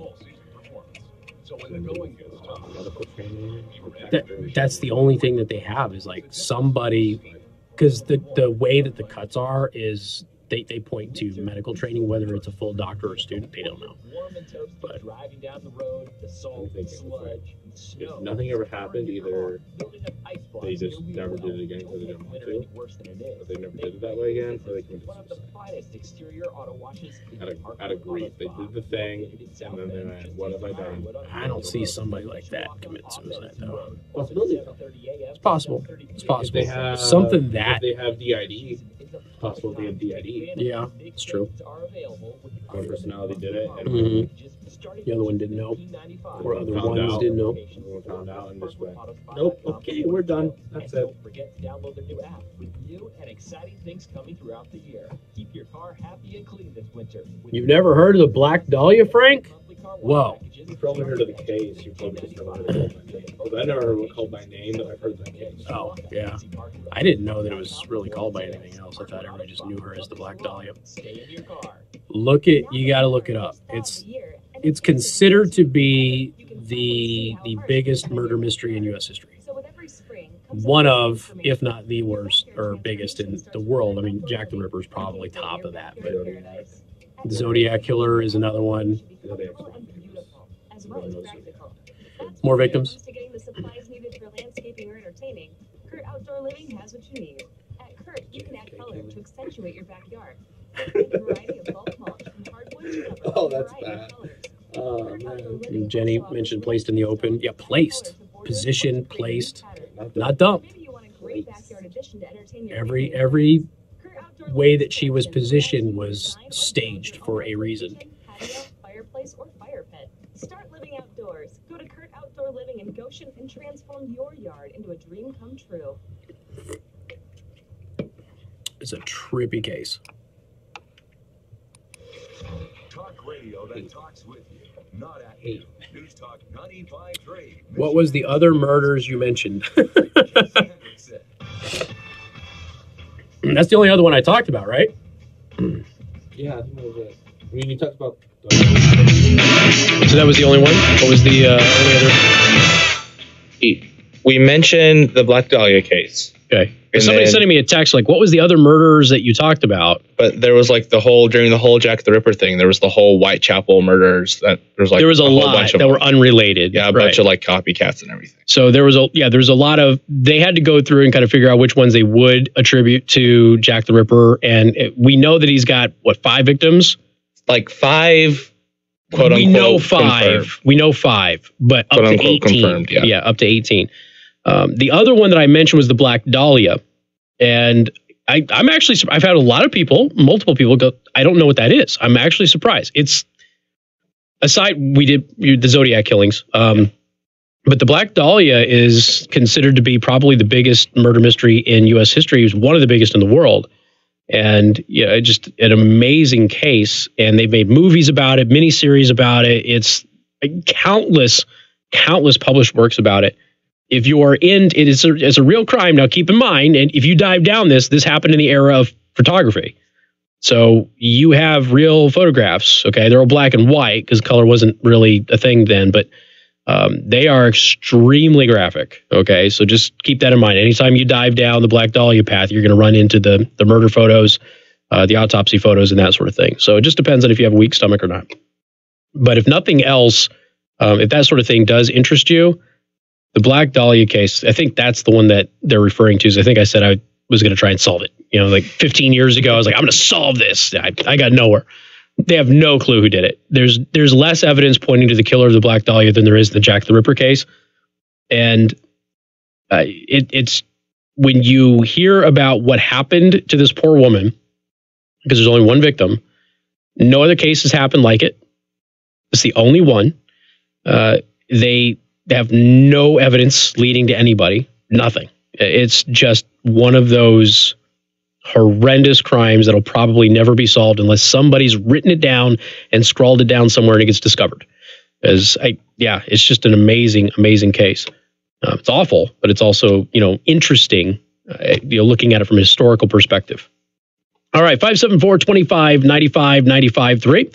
That is 2595-953. As parents, one of the things that we like to think is happening is that when our kids go to school, they're not being manipulated, taken advantage of, that we're not being intentionally kept out of the loop, that sort of thing. Like the schools keep telling us, you have to be a part of your kid's education, right? Consistently.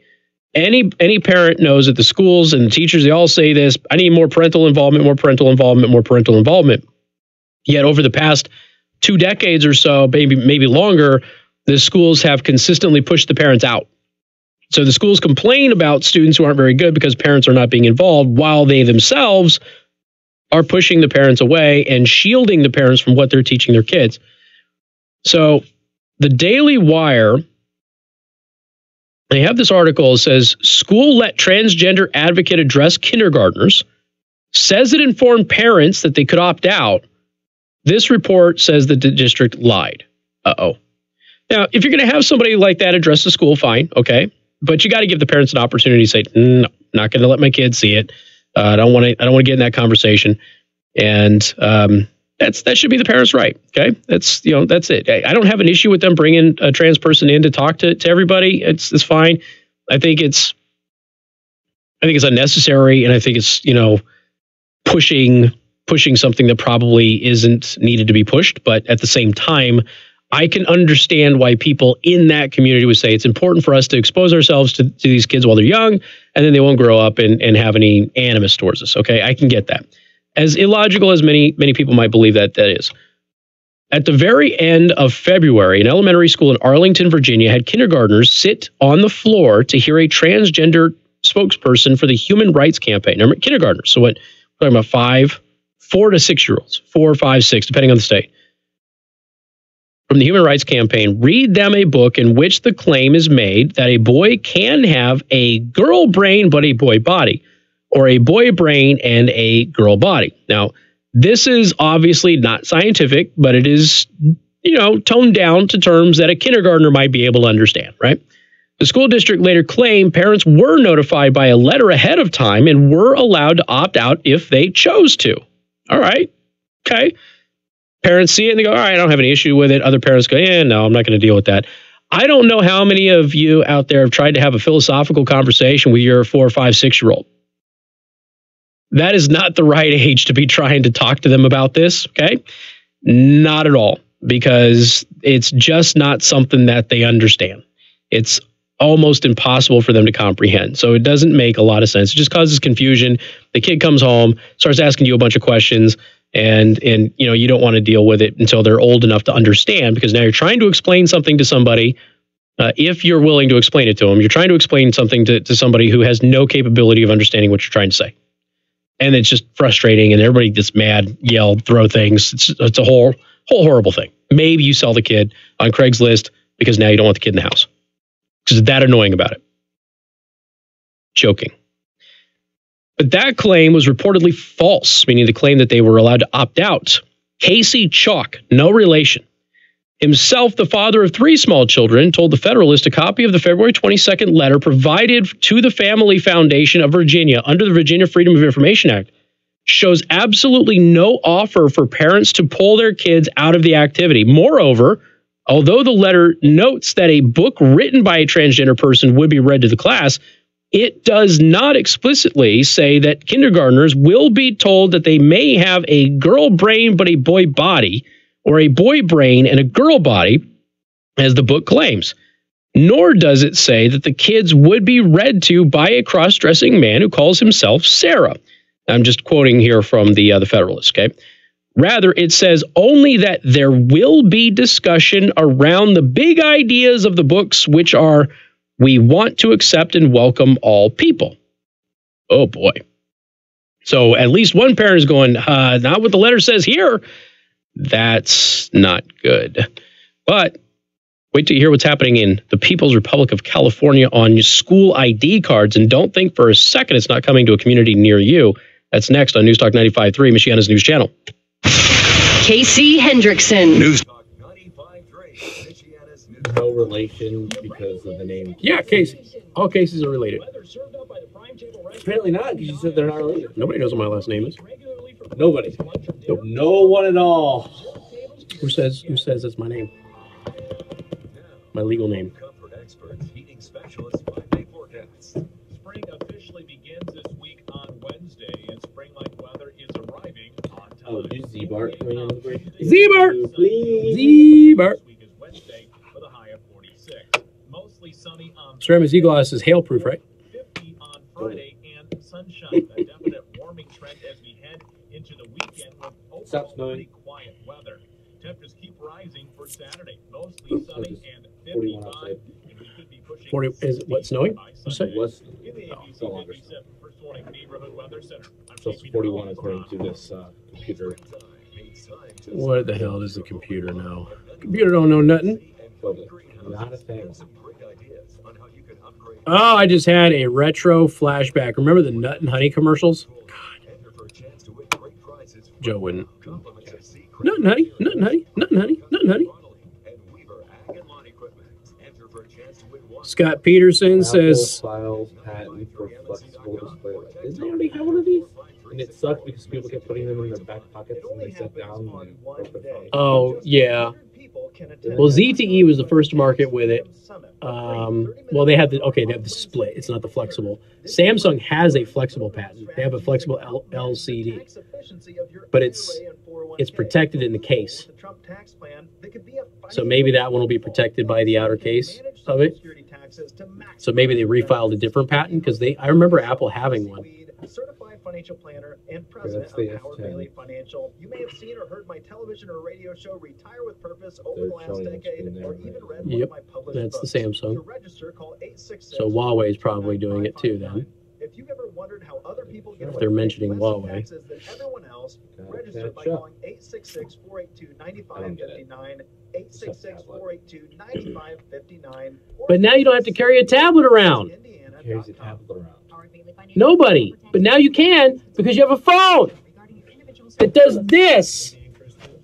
Now you can have a tablet in the size of a phone. I don't need that much display. Are not a big fan of having their house for You need to go to better porn sites because clearly. I have a computer, Casey. I don't need. Oh, you'll carry the computer around. Well, see, now you don't have to. As the computer says, I got a tablet. He just held his iPad up. He's like, I got a tablet. It's like, I don't need that much display space on my phone. That's funny. I don't need that much display space on my phone. Put it back together and we're done. Well, it's just nice. I could use better resolution on my phone. Look and see what On my personal phone, the phone that I have, I could do better resolution. I don't need that much. I don't need that much space. My hands are small as they are. 633-0171 Putting a giant phone in them is not going to. Scott Peterson on Facebook, who was named after a murderer. Unless hard evidence, I'm still going with H.H. Holmes. I've been selling pre-owned vehicles at Black Monday Motors for 16 years. Hey, somebody named after a murderer would know. A lot of excitement at tax time. Yeah, that's right. We have so many vehicles, we are running out of places to park. We have a tremendous offering of new Jeep. There is millions of people out there named Scott Peterson. When that guy went down for murder, and then another one did, and then the name of the school resource officer who did not respond to Marjorie Stoneman was Scott Peterson. Oh my God. That is a vilified name. Steve right now for a lower payment. Black Monday Motors values of honesty and integrity are evident to customers and employees alike. That's why He's going to get eye strain. So I'm trying to get him to get a bigger phone. Shop the inventory right now I need a bigger phone. Huh? I don't need a bigger phone. Your eyes are gonna hurt, man. My eyes hurt now. We'll see. Then you need a bigger phone. That's why you need a bigger phone. We're just trying to help you out, dude. Michiana's News Channel, your breaking news and weather station. Hey,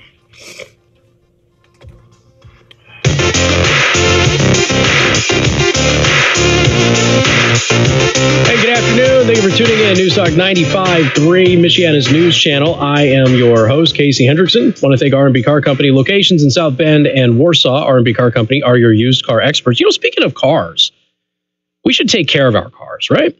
And the weather is warm outside-ish.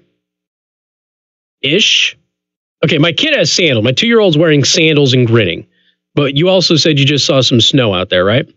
Regardless, I think all of us, we look at our floorboards and our vehicles, probably are not happy with what we're seeing. We're all basically sitting down and putting our feet in filth.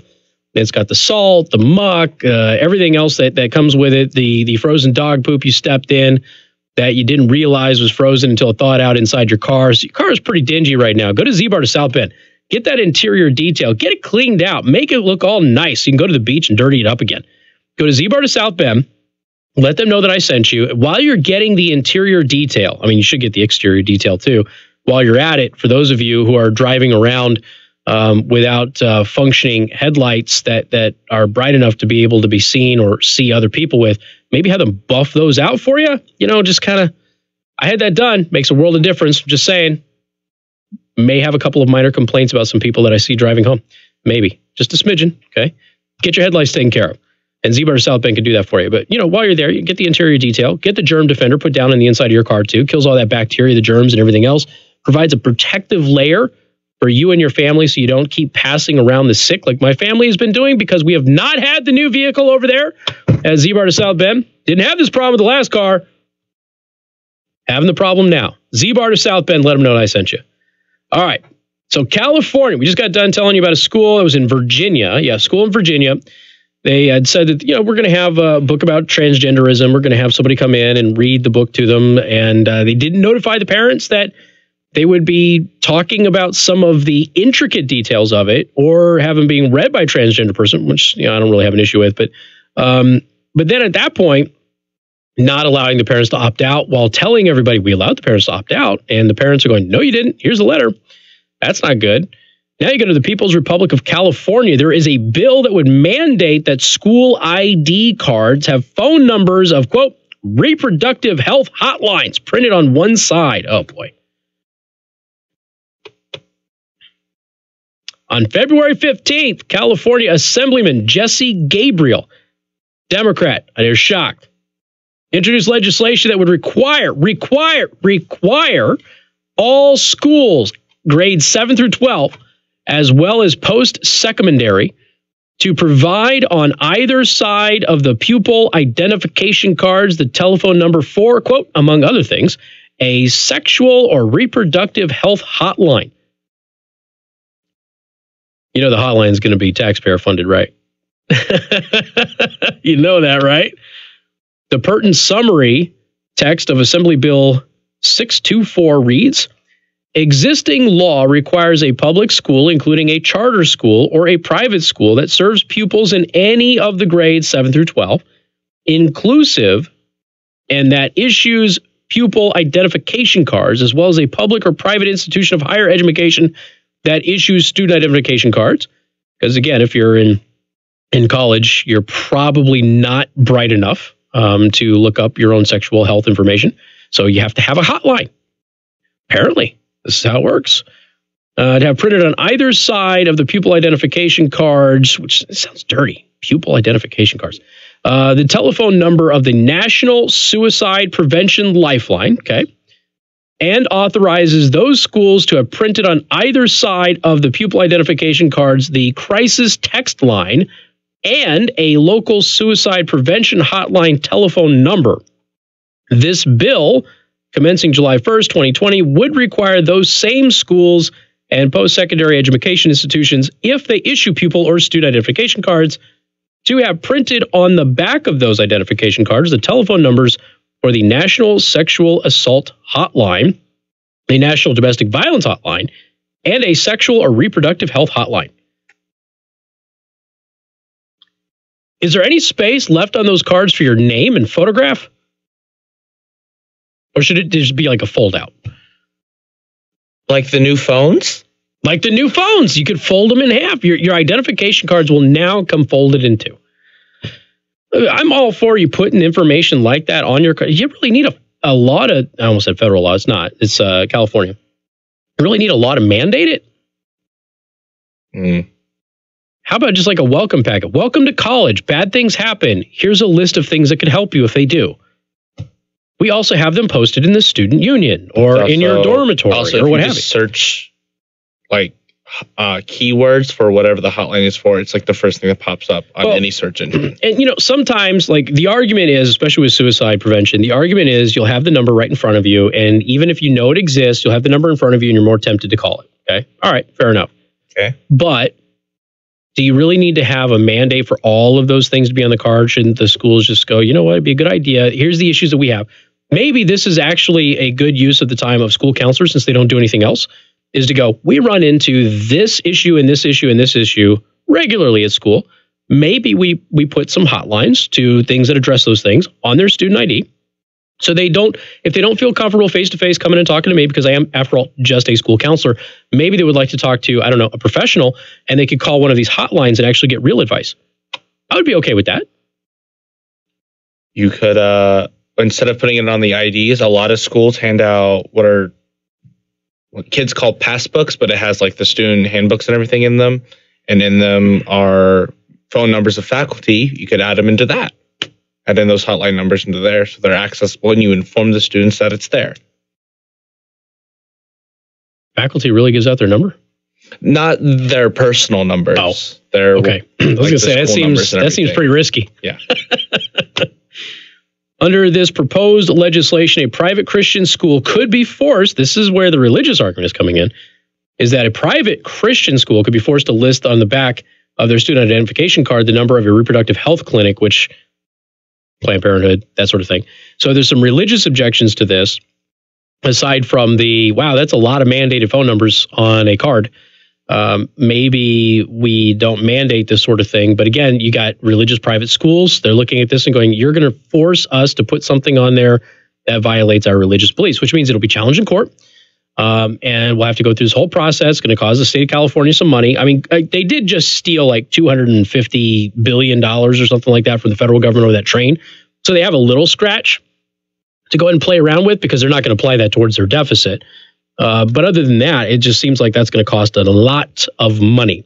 Anyway, ladies and gentlemen, we've got the 5 o'clock hour coming up. Don't forget to watch the live stream, youtube.com/Casey the host. You can also watch on Facebook if you prefer, facebook.com/Casey the host.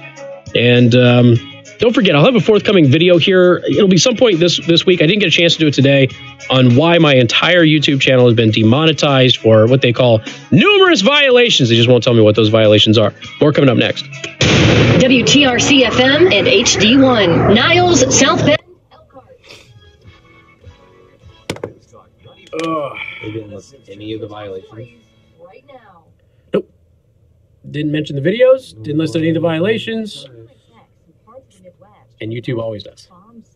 So if they go, we just happen to notice that multiple videos violate our terms of service, and they link to the terms of service, and then that's it. You're done. So people are like, well, appeal. You can't appeal. It's all the videos.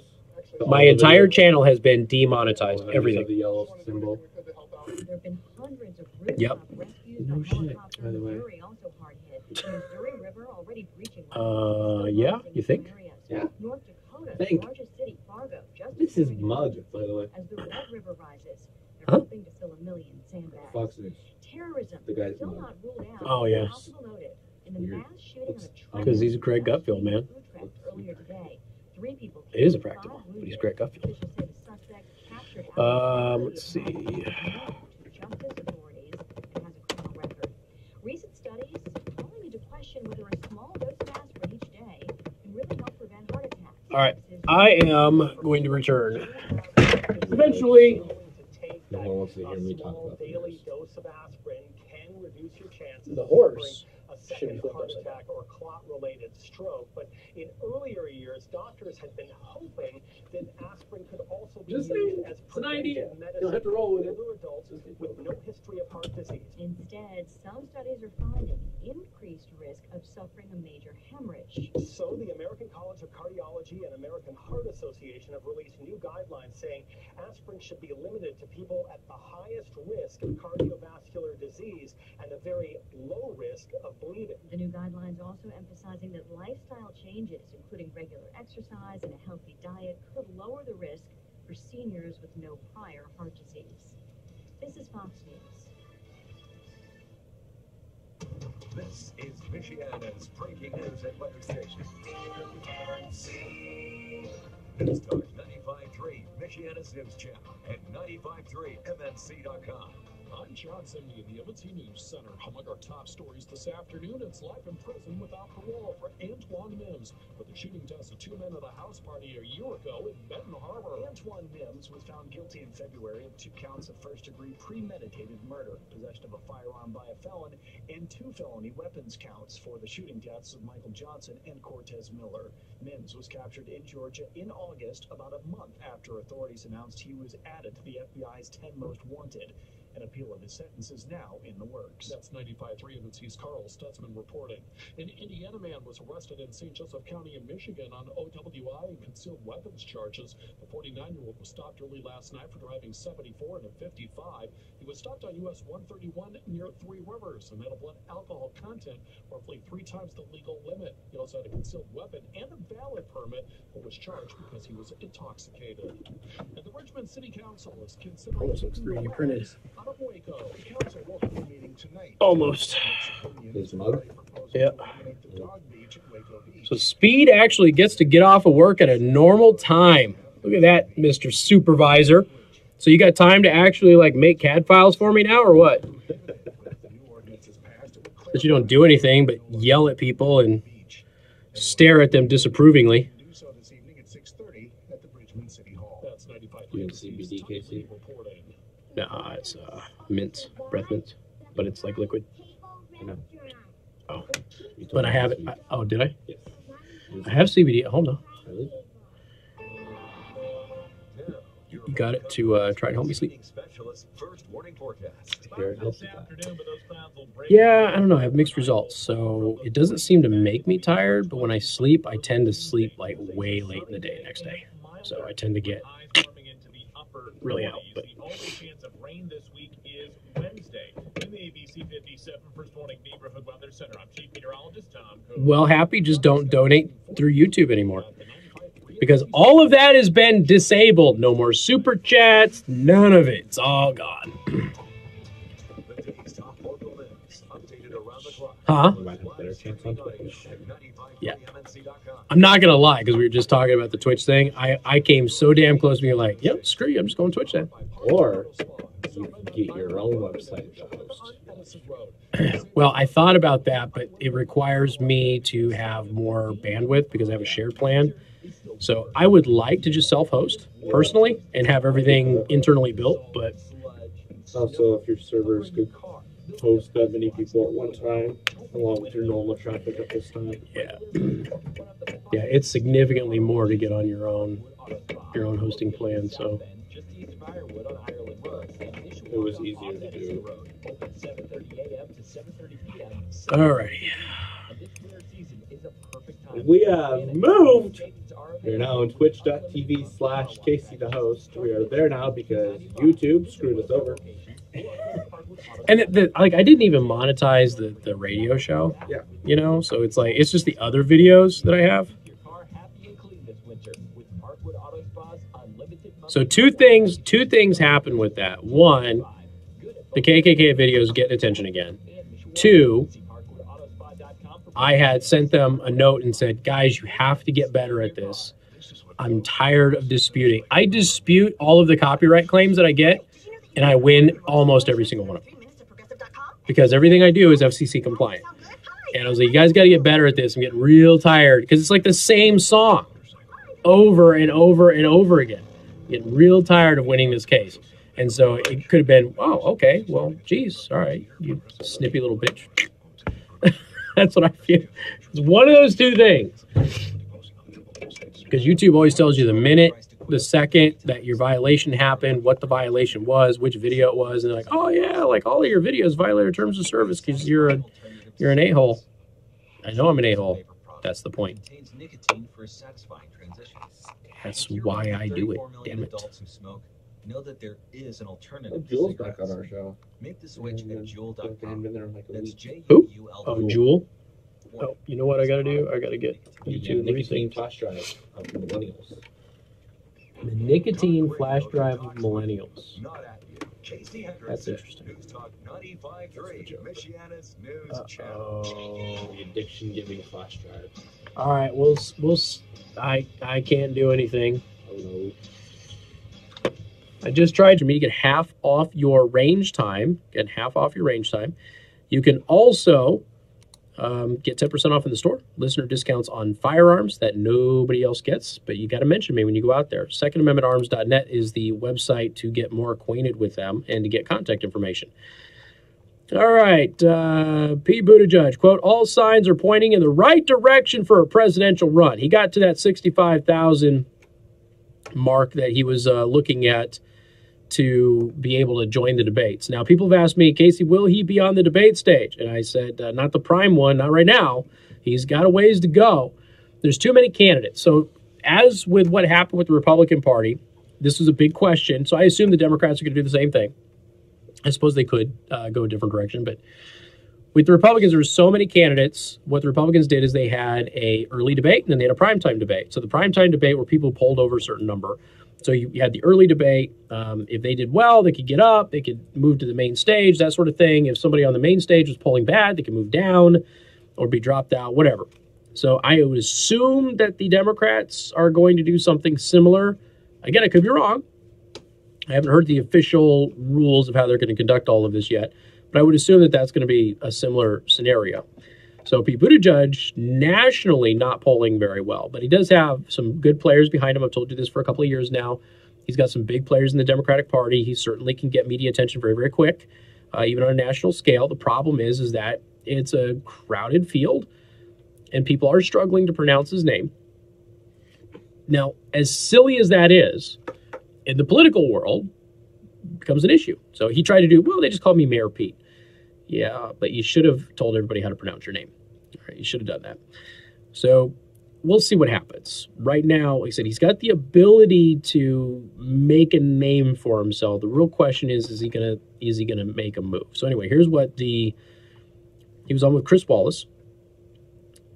South Bend Mayor Pete Buttigieg, appearing Sunday on Fox News Sunday, said all of the signs are pointing to the right direction to shift from exploring a 2020 presidential run to becoming an official candidate. Buttigieg made these statements Sunday to Chris Wallace, host of the Sunday news shows. Some people have asked me why he hasn't resigned. There's some theories behind that. There's also some people asking if he's violating the Hatch Act. I'm looking into that a little bit more. But I also think it's interesting that he is not officially announced. So he's officially announced that he's exploring it, but he's not officially announced. So that may have something to do with him sticking out as mayor in South Bend. Let's see. So he made that comment on Chris Wallace. That came the day after Buttigieg announced in an email to supporters that he had hit a debate participant requirement set by the Democratic National Committee of contributions from at least 65,000 people from at least 20 states. And that was something that, of course, our media dutifully pushed when he had a week or two where he's, we're almost there. And then for like a week or two, the local media is like, he's almost there. Keep going. They did that with his book, too. Mm-hmm. His book is almost a bestseller, everybody. Go buy the book. So a bunch of people bought the book who don't care about it just because they want to see him run. We've had some of them call here. It's like, yeah, I'm just proud that my mayor's running. All right. I guess. Community pride, woohoo! South Bend. Yeah, I don't know. For me, I just don't have that attitude. Like I don't care that it's somebody locally who's doing it. You know, are they qualified? Do I agree with their policies? Do I think they'll be good? I care more about that than it being a local person running. Now, for my career, it's good. Don't get me wrong. For my career, it's real good. It would be great if he were the nominee for my career. It'd be awesome. It'd be fantastic. But that doesn't necessarily mean that I think he's going to get it. He has an opportunity to. I think he has the ability to. The question is, will he run the right campaign? That's the question. And right now, he's not. So we'll see. Candidates had to achieve either that mark or poll at least 1% in at least 3 polls. The party implemented the rule this year to include candidates who might lack name recognition but have some grassroots support. In the email, Buttigieg wrote, there are tens of thousands of people, 76,025 to be exact, around the country who invested because they believe a Midwestern millennial war veteran mayoral voice should be part of the conversation. Okay. I noted in the email that he got a fundraising boost after fielding questions on a CNN town hall, which aired March 10th. In the 24 hours after that, he raked in $600,000 in donations. That's what he said after the appearance. Okay. So now he's also said something interesting about scientifically it's the right year to implement a Green New Deal was yesterday. 2020 hopeful Pete Buttigieg says. That's Newsweek. 2020 presidential hopeful Pete Buttigieg has said that the United States is already lagging behind in addressing the threat of climate change. That's actually false. We're actually way ahead of everybody else. But I will address that in a minute. Arguing in support of what has become known as the Green New Deal. So here's what's interesting about this. So the Kyoto Protocol, go back to the Clinton administration, the Kyoto Protocol, right? The United States didn't sign on with the Kyoto Protocol. Remember, that was going to lead to the end of the world. The United States reduced emissions more than every other nation in the Kyoto Protocol. We caught a bunch of nations in the Kyoto Protocol actually committing carbon credit scams as a result of it. So the U.S. outperformed all signatories of the Kyoto Protocol, even though we didn't sign it. The Paris Accords. The United States has outperformed everybody who signed on to the Paris Accords in reducing emissions for greenhouse gases. So, no, the United States is not behind everybody. Mayor Buttigieg is wrong about that. The United States is actually ahead of everybody in spite of the fact that we don't have those mandates like what people wanted us to sign on to. Let's see. Buttigieg, the mayor of South Bend, Indiana, appeared on Fox News Sunday for an interview with host Chris Wallace. I don't know if this was before or after Chris Wallace lied about President Trump and the shooter in New Zealand. I don't know if it was before or after that. He was discussing his presidential campaign, which recently reached the 65,000 donor threshold. During the interview, Wallace questioned the 37-year-old mayor about climate change and the Green New Deal. explaining what the Green New Deal would entail. Buttigieg said it's a handful of pages laying out a goal for us to cut carbon emissions before they lead to changes that really destroy our economy and any prospect of people in my generation to do well. And nothing says, let's help the economy and help people who are millennials prosper like getting rid of air travel. Anyway, to the phone lines we go. Rob, welcome to the program.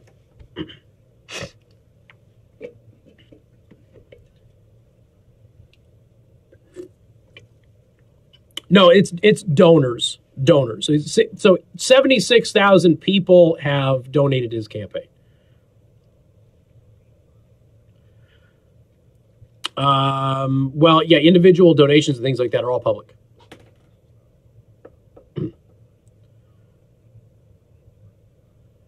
Well, I mean, that doesn't mean that they went out there and, you know, that they didn't stir it up and contact people that were within their coffers and things like that. I mean, people have, you know, enough. They have this maximum amount that they can donate to any candidate. And so if the Democratic Party or certain influencers in the Democratic Party said, hey, look, we got this guy. We really like him. He doesn't have enough donations. Can you go and donate, you know, a couple of bucks here and there? And people are like, yeah, absolutely. Sure. We'll boost for him. Yeah, there's no doubt that could happen. Sure. Yep. But I mean, that's the requirement, you know, so he's not polling 1% in 3 polls. So he's got to get to that requirement. And he did. And if he decides to convert this thing over and actually go full bore and legitimately enter this thing, then yeah, he'll be allowed on the debate stage. Whether that's the early debate or the main debate remains to be seen. All right. You bet. Appreciate it. Yeah, I know a lot of people are asking me what Butch Morgan was doing these days. I don't know. I have no idea what he's doing. But there is, to be perfectly clear, there is no evidence of any donor fraud or anything like that is happening. So he just got to that threshold. And like I said, you know, for a week or two, local media was really pushing it. And then he had the CNN town hall. And about 90% of CNN's viewers, what did he say, like 10,000 or something like that? About 90% of CNN's viewers went ahead and donated to him after the town hall. So we got more coming up. News Talk 95.3, Michiana's news channel. Casey Hendrickson. News Talk 95.3, Michiana's news channel. Your breaking news and weather station. Okay, it unfroze. He looks better, but it's better lighting. Lighting half his face. It's better lighting, but yes, they're only lighting half of it. Spring officially begins this week on Michiana's news channel. Would you like to talk to Casey? Can I ask what you're calling about? Like, my software just froze on me. I couldn't kick it over to the other one. Mostly sunny on Thursday, 44, 50 on Friday, and sunshine. A definite warming trend as we head into the weekend with overall pretty quiet weather. Temperatures keep rising for Saturday. Mostly sunny and 55, and we could be pushing 60 by Sunday. So happy. I'm totally waiting to drop bombs on people in the national media about stuff like that. 95.3 MNC is your official school delays and closings radio station, with updates at least every 15 minutes on air on those brutal winter mornings. Plus, the list is updated instantly online at 953mnc.com. Alrighty, well, if you can give me your first name, I can go ahead and put you on hold and we'll try to get you on there. Turn to us and stay connected. Alrighty, thank you. Traffic, school delays, and closings. From News Talk 95.3, Michiana's news channel, your breaking news and weather station.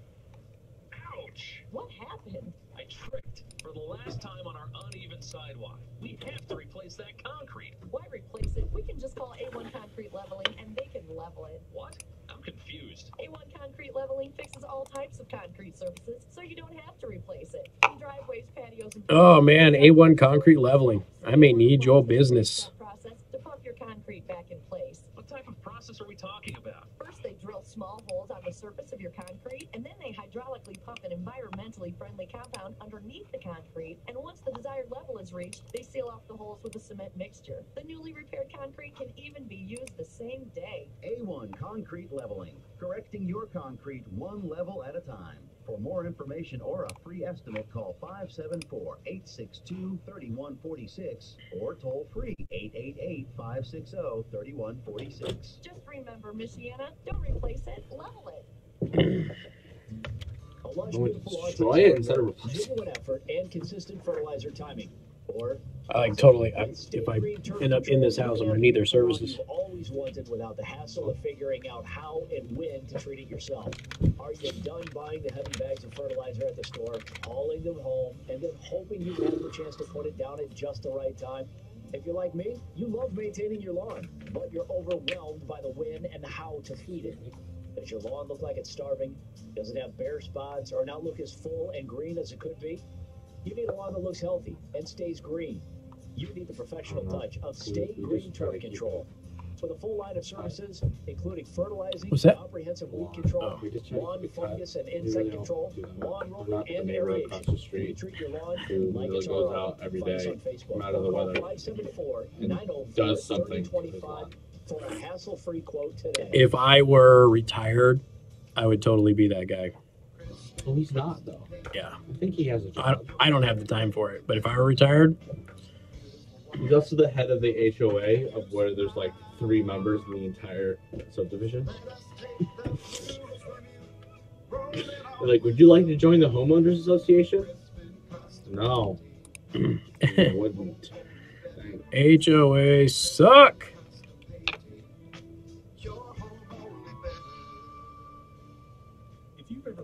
Then we still have a landline.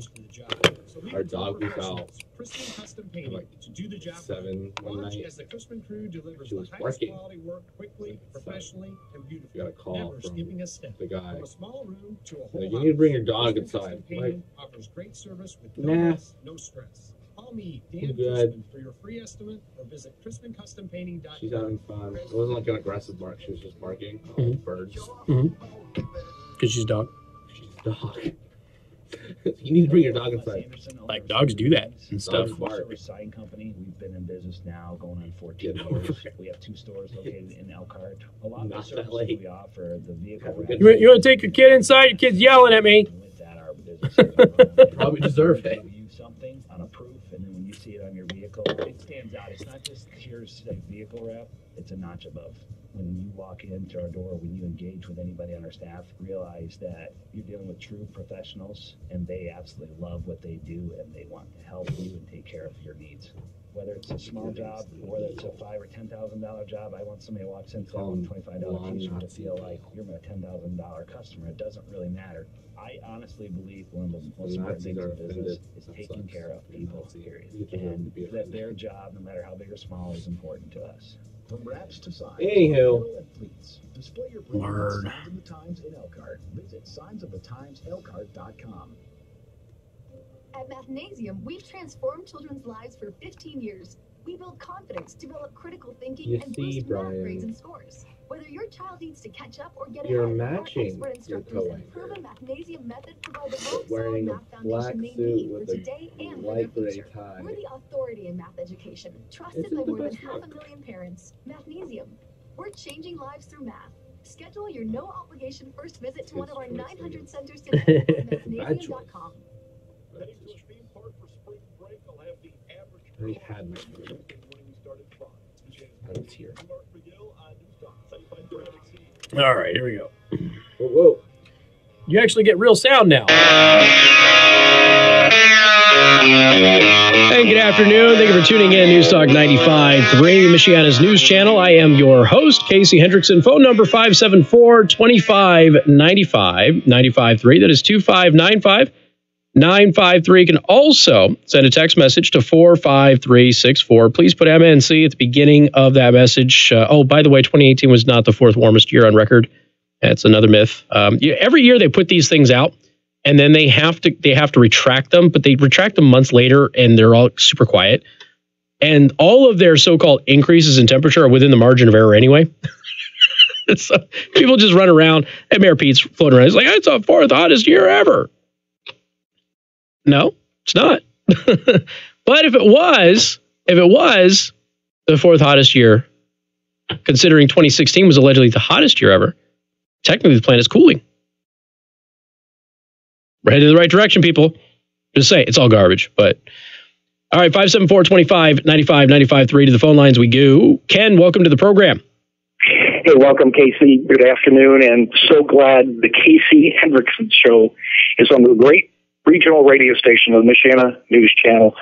You give us information that would be hard to find elsewhere.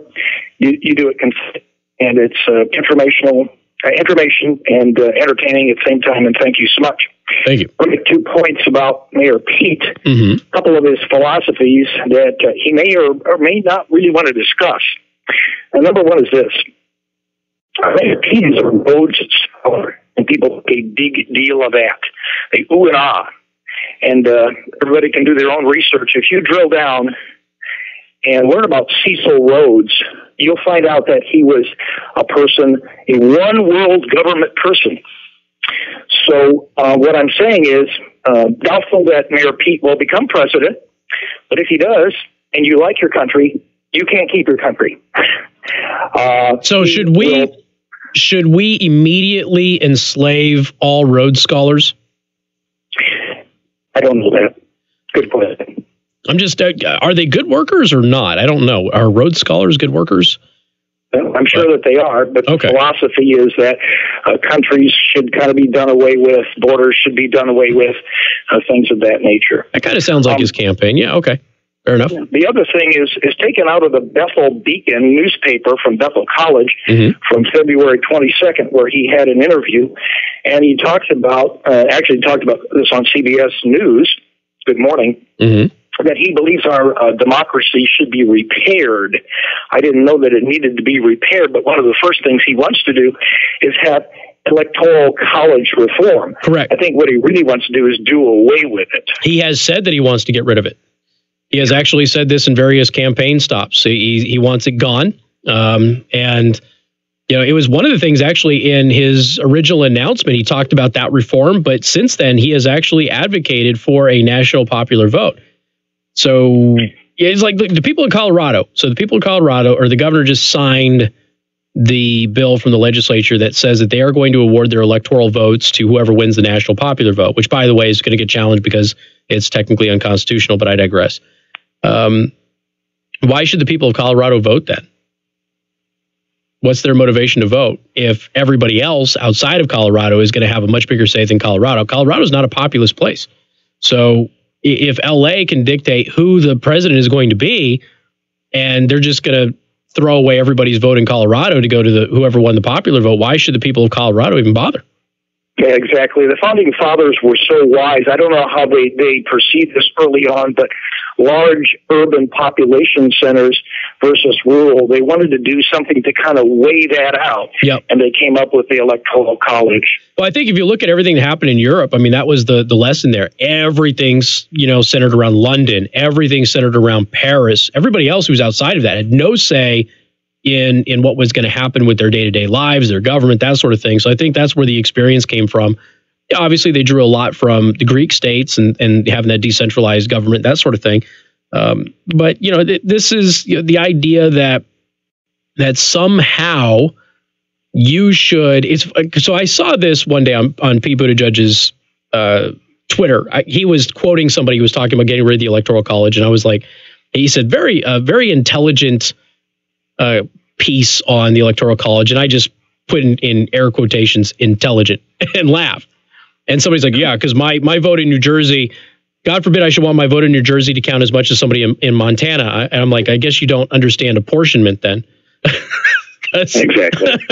Yeah. But they legitimately feel that somehow they're being oppressed if somebody in Montana or Indiana, who would not be a player at all in presidential elections with a popular vote, that somehow they're being oppressed by us. It's ridiculous. Yeah, exactly. Thank you again. So, I appreciate it, buddy. Thank you so much. Take care. Yeah, it is what it is. I mean, look, if you are going to, we already know this, right?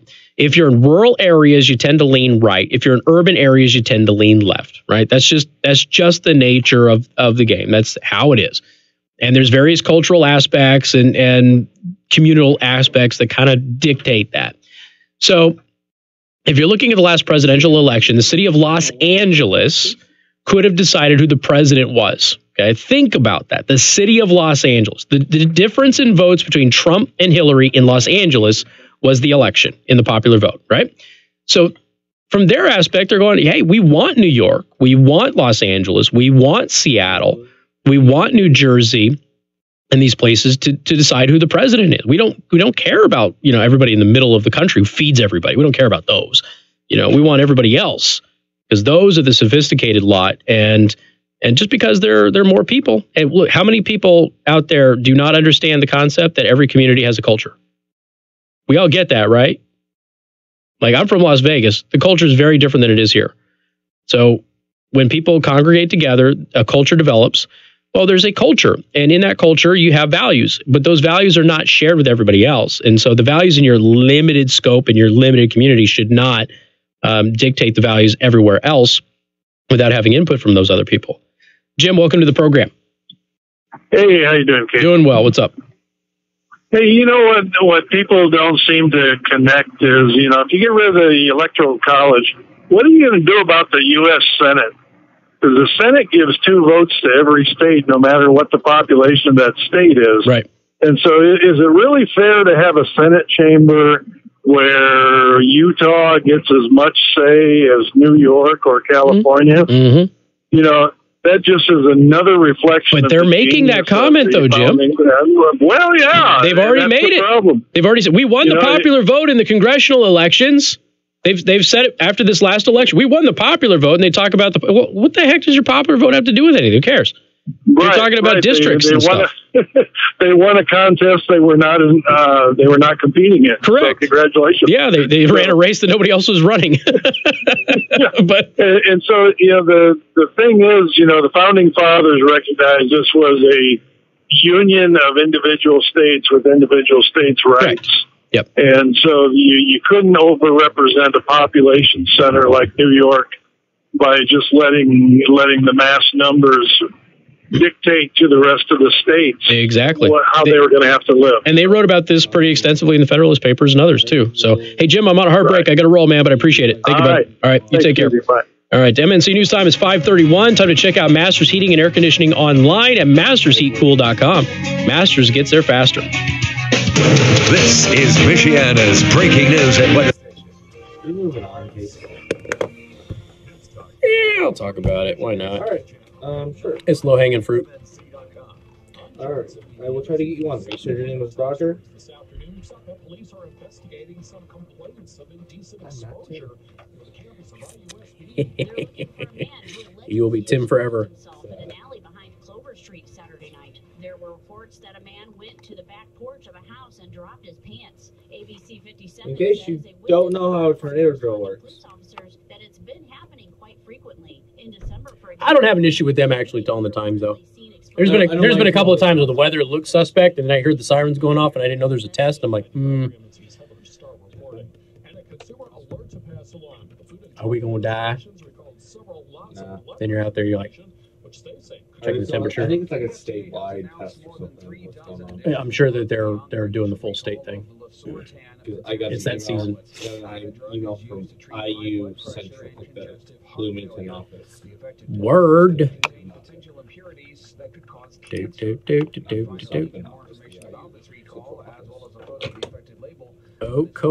Dokole.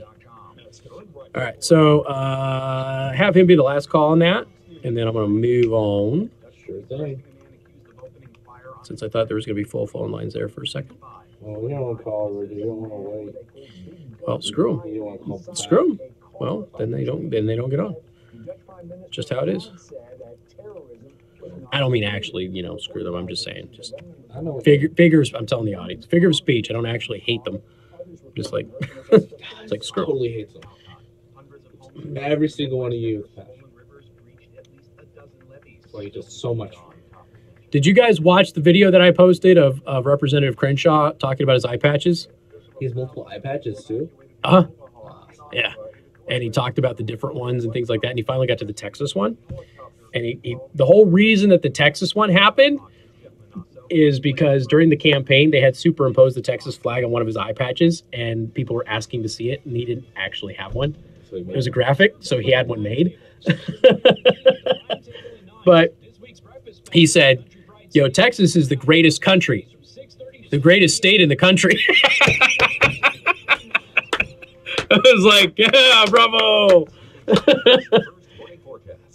I mean, if you're going to pander to your Texas constituents, that's the way to do it. Well done. Well done. Not like their steak, because their steak is not well done, because eating well done steak means you're a communist. Huh? Okay. Still a communist.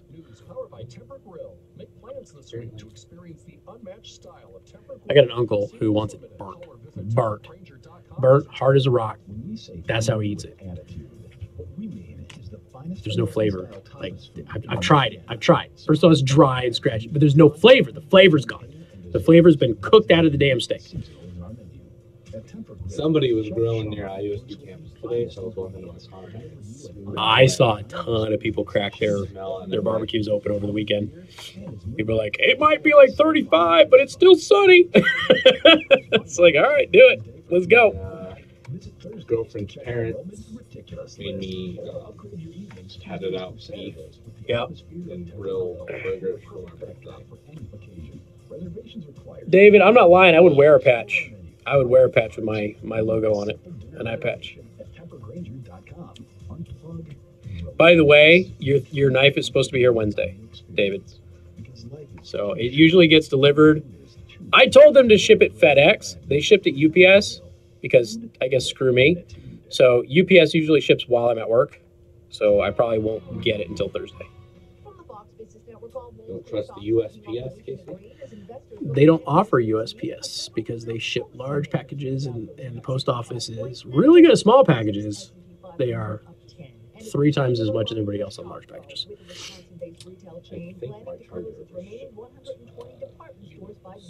But FedEx is cheaper, and FedEx comes to my house early.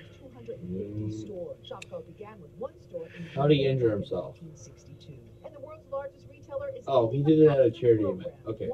Less idiotic. Still kind of He's got a boat. Andrew Berlin's got a boat. Messed up his leg. Was it a dunk tank? Is that what it was? Or what was that pool? Like he jumped into like one of those like not inflatable pools. Yeah, it was an above ground. Yeah.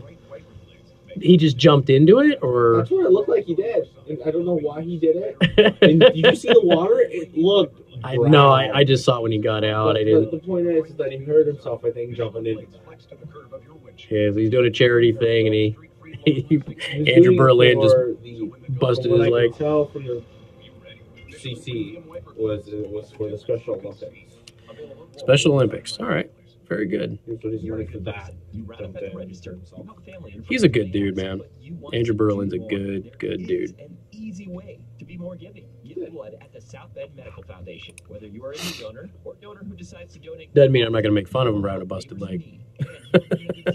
And you will also be helping yourself by improving your cardiovascular health and the euphoria you feel. No, I hurt myself. Heck yeah, man. Look what I did for the kids, damn it. Donate blood this month, and you will be entered in. There is a whole meme world of dads putting dad jokes on their kids' casts, and it's glorious. I mean, it is like this one dad just like, break a leg, dad. It's like, dude, that would so be something that I would do.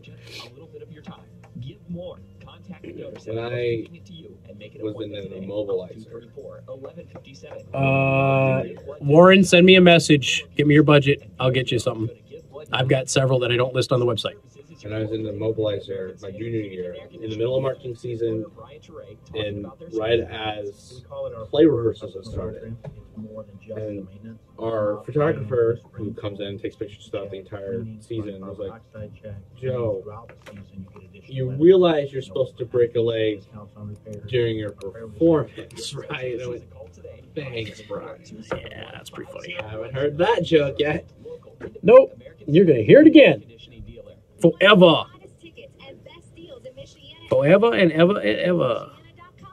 Right now, you can get 50% off ticket packages for the entire season at Amish Acres Round Barn Theater. You can even add discount dinner buffets to your ticket packages. The 2019 season at Amish Acres Round Barn Theater. Seriously, Warren, send me a message. I have plenty.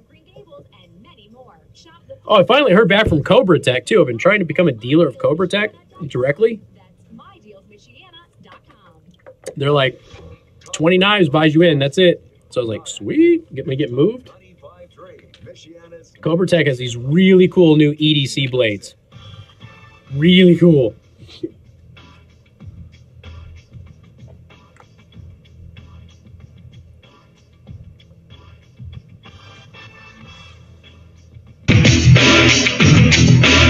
Hey, good afternoon. Thank you for tuning in. Newstalk 95.3, Michiana's news channel. I am your host, Casey Hendrickson. Phone number 574-2595-95.3.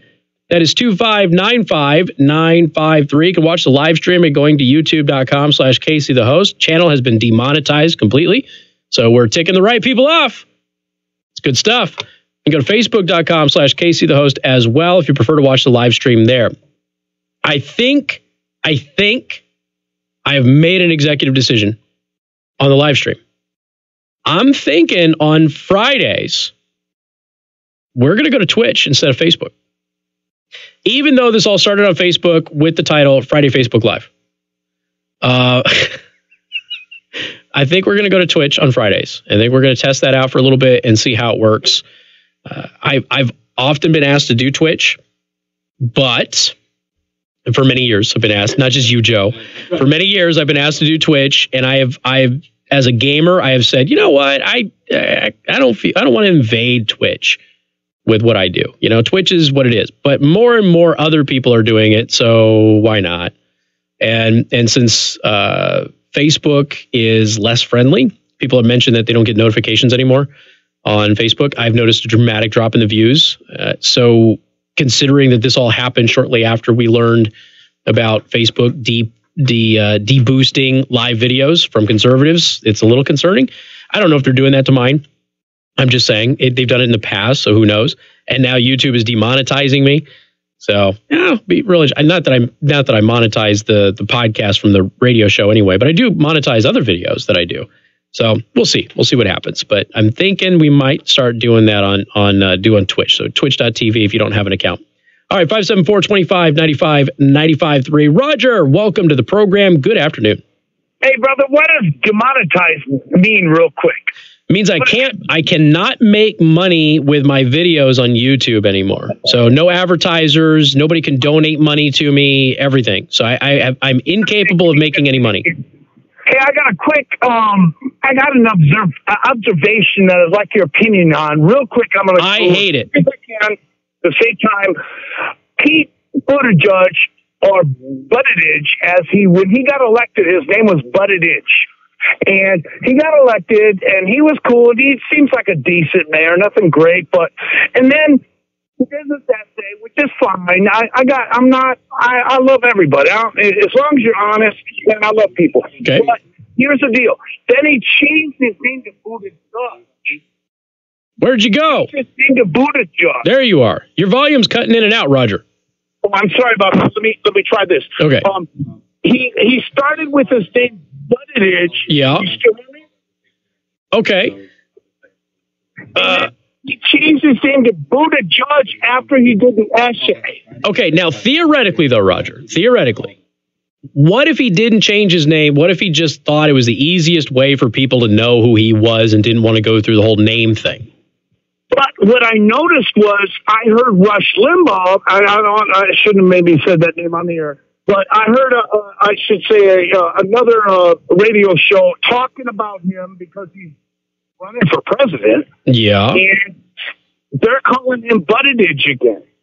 I don't think they know how to pronounce it, though. I probably a bunch of people probably looked at the way he spelled his name and thought it was Buttigieg or Buttigieg or. But I know I butchered it the first time I had him in there too. I think it was after the essay.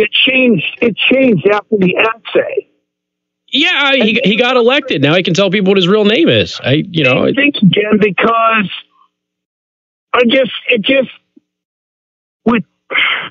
it just seems funny to me that he's avoiding the name. He tried to avoid the name Buttigieg, and with his essay and all that, maybe he's You do the same thing to all right, you're cutting in and out too much, buddy. Okay, I tried to hang in there. So he's cutting in and out. All right, so the issue is when he ran for mayor, it was but a gig.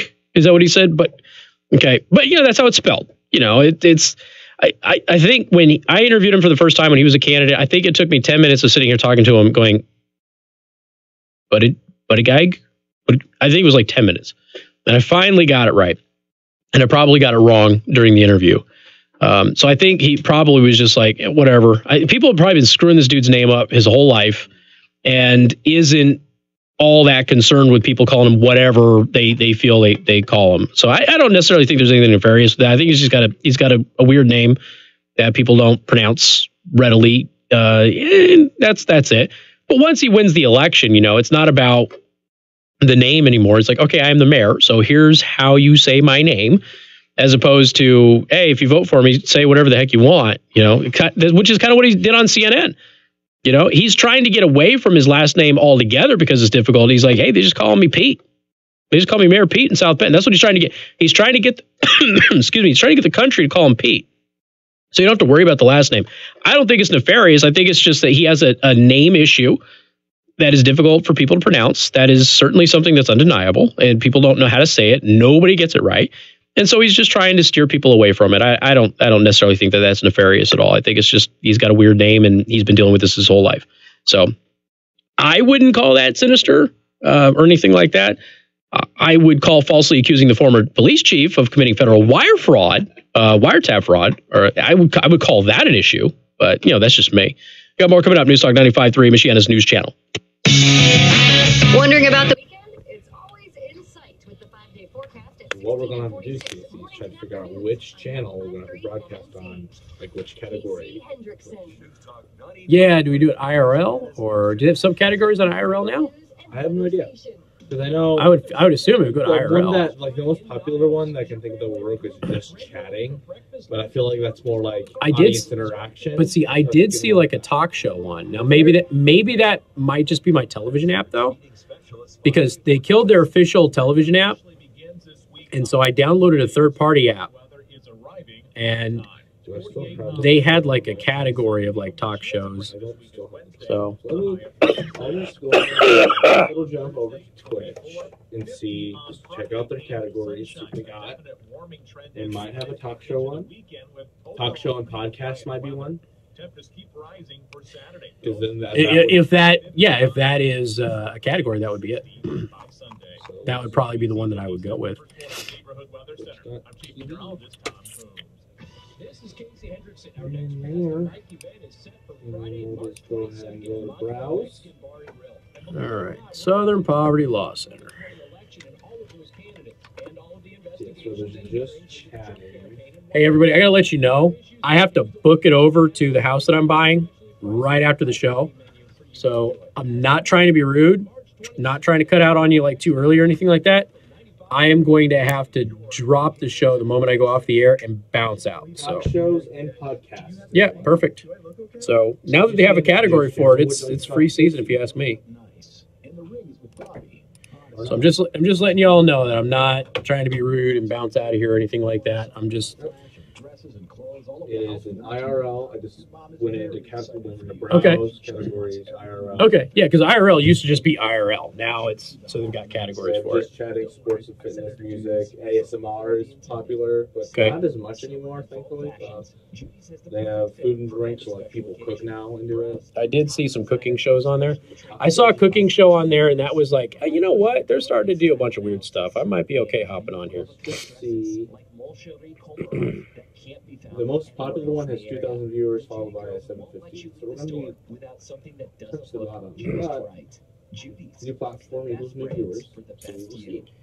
So we need to get 2,000 people. Well, the second place one is 750. So we just need 800 people. So we need 800 people to be number 2 on talk shows and podcasts on Twitch. At this moment. Right now. What it looks like. We could do that. With 1.5 million followers and 6,437 viewers. Jeep, Ram, Chrysler, Dodge, Buick, and GMC models. We only stock the best and most desirable of these premium brands. We have all makes and models of premium. I think Twitch has been more accommodating than the other platforms for people like me. So, nothing else, might as well try it. I mean, ain't nothing else working. Facebook throttles the snot out of all of it. Oh, there's Roger again, but he ain't getting back on.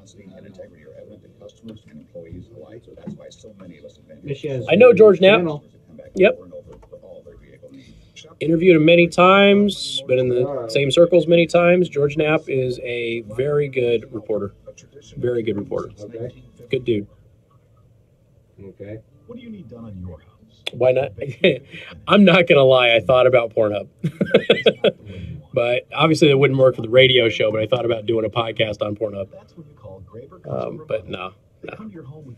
It'll bleed over into this. Company will be all mad and everything else. But it's pretty funny. George Knapp's a good dude. Yep, totally good dude. Graber Customer Modeling works with higher-end vendors, materials, and craftsmen to complete truly custom projects. When you see your new addition in your mind and meet with the Graber team, you begin to see what... Hey, what are you watching in your cubicle there? Oh, just 95.3 MNC on Pornhub. Or taking your kitchen to the next level. Make it custom and make it a family decision. That won't get anybody in trouble. I'm pretty sure it's blocked here anyway. Oh man, I can just I can just tip it over and dumps right out. This is a genius. LeafGuard is the only seamless one-piece leaf protection system on the market today. It's a patented system that's built to stay clog. My wife wouldn't buy it. Or Rain Drain will clean your gutters for free. To learn more, call Rain Drain at 888-611-RAIN or visit them at raindraininc.com. In over 3 decades, 50,000 Indiana homes have been trusted to be window. Over 500,000 windows have been installed. Awning windows, garden windows, bay and bow windows, wood interior windows with complex grid patterns, economy vinyl windows, sliding or swing patio doors, 4-section wood French doors, stunning entry systems, detailed siding, all with the goal of improving energy savings and quality. Joe's getting yelled at. For homes like yours, buy 6 windows, get 3 free, and no payments for 12 months. That's favors me window. Get breaking news and weather online on Poor Joe. Yeah, all right. Well, I got to go because we're about to go live again, and I got to be attentive and everything. So I will.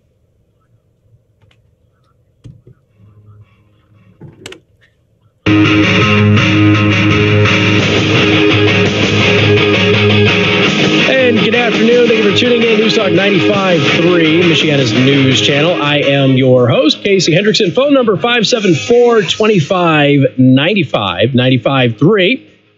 So last week, one of the co-founders of the Southern Poverty Law Center was removed from his position. His name is Morris Dees. So he's been canned. Now, we didn't have any specific information on why that was. Now, Gavin McInnes has been suing the Southern Poverty Law Center. He is suing them for slander. They have falsely accused him of being a founder of a white supremacist group, the Proud Boys. Of course, the Proud Boys are not a white supremacist group. And so they've been slandered, and so he's suing. And he's taken up the position now that I am in, which it took an evolution for me to get there because I'm so against frivolous lawsuits that, you know what? If they're going to slander people, we're going to have to go after everybody. It's not a free speech thing. They are destroying people's lives now, and we've allowed them to get away with it for far too long. So he's suing.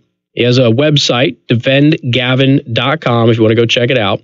A lot of people have been asking me, where are you finding Gavin McInnes' stuff? He's on YouTube again. He got back on YouTube. He's deplatformed from everywhere else, which means he's banned from every other social network for something he didn't do. That's the thing. He's not a white supremacist. His wife is Native American. His kids are Native American. He's from Canada. He's Scottish. It's like he's not.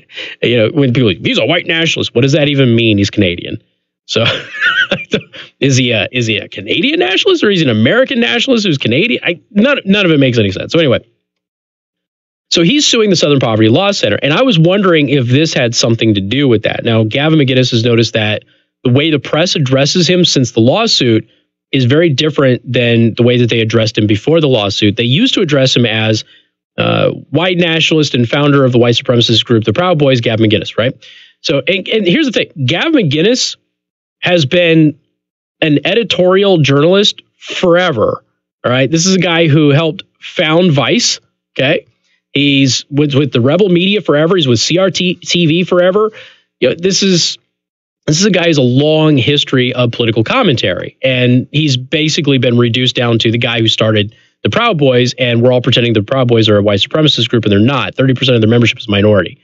In fact, two of the guys that are facing a year in jail now for the scrap with Antifa in New York happen to be married to black women and have black kids, but they're white supremacists. Okay.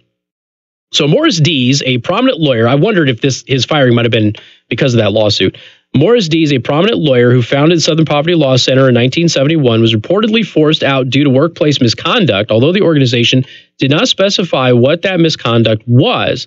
The LA Times reported that a letter signed by about 24 employees and sent to management and the board of directors before the news broke of Dees' firing said that they were concerned that internal, quote, allegations of mistreatment, sexual harassment, gender discrimination, and racism threatened the moral authority of this organization and our integrity along with it. First of all, the Southern Poverty Law Center has no moral authority and no integrity. Let's just get that out of the way. The Southern Poverty Law Center is its own definition of a hate group. Now, with that said, this guy was forced out for a reason. I thought initially maybe it had something to do with Gavin McInnes' lawsuit, because maybe they're saying, all right, this guy's managing things and he's going too far and accusing people of being bigots when there's no evidence of it. But this might actually be because he's been accused of sexual harassment, gender discrimination, and racism. These are all things that his organization supposedly fights against. Interesting stuff. Dees' firing is an important development. Dees has been the face of the Southern Poverty Law Center while it has transitioned from investigating genuine hate groups to casting a wide net that lumps in mainstream organizations like the Family Research Council and social conservative organization with the KKK. Yet despite serious issues, by the way, the Southern Poverty Law Center got people shot, okay, because of their report on the Family Research Council. We cannot forget that. Yet despite serious issues with how the SPLC defines hate groups, the organization is constantly cited by the media as an authority, during which time Dees has been continually praised for his work. They're also hiding $150 million in assets offshore. So there's a lot of weird stuff for a so-called nonprofit.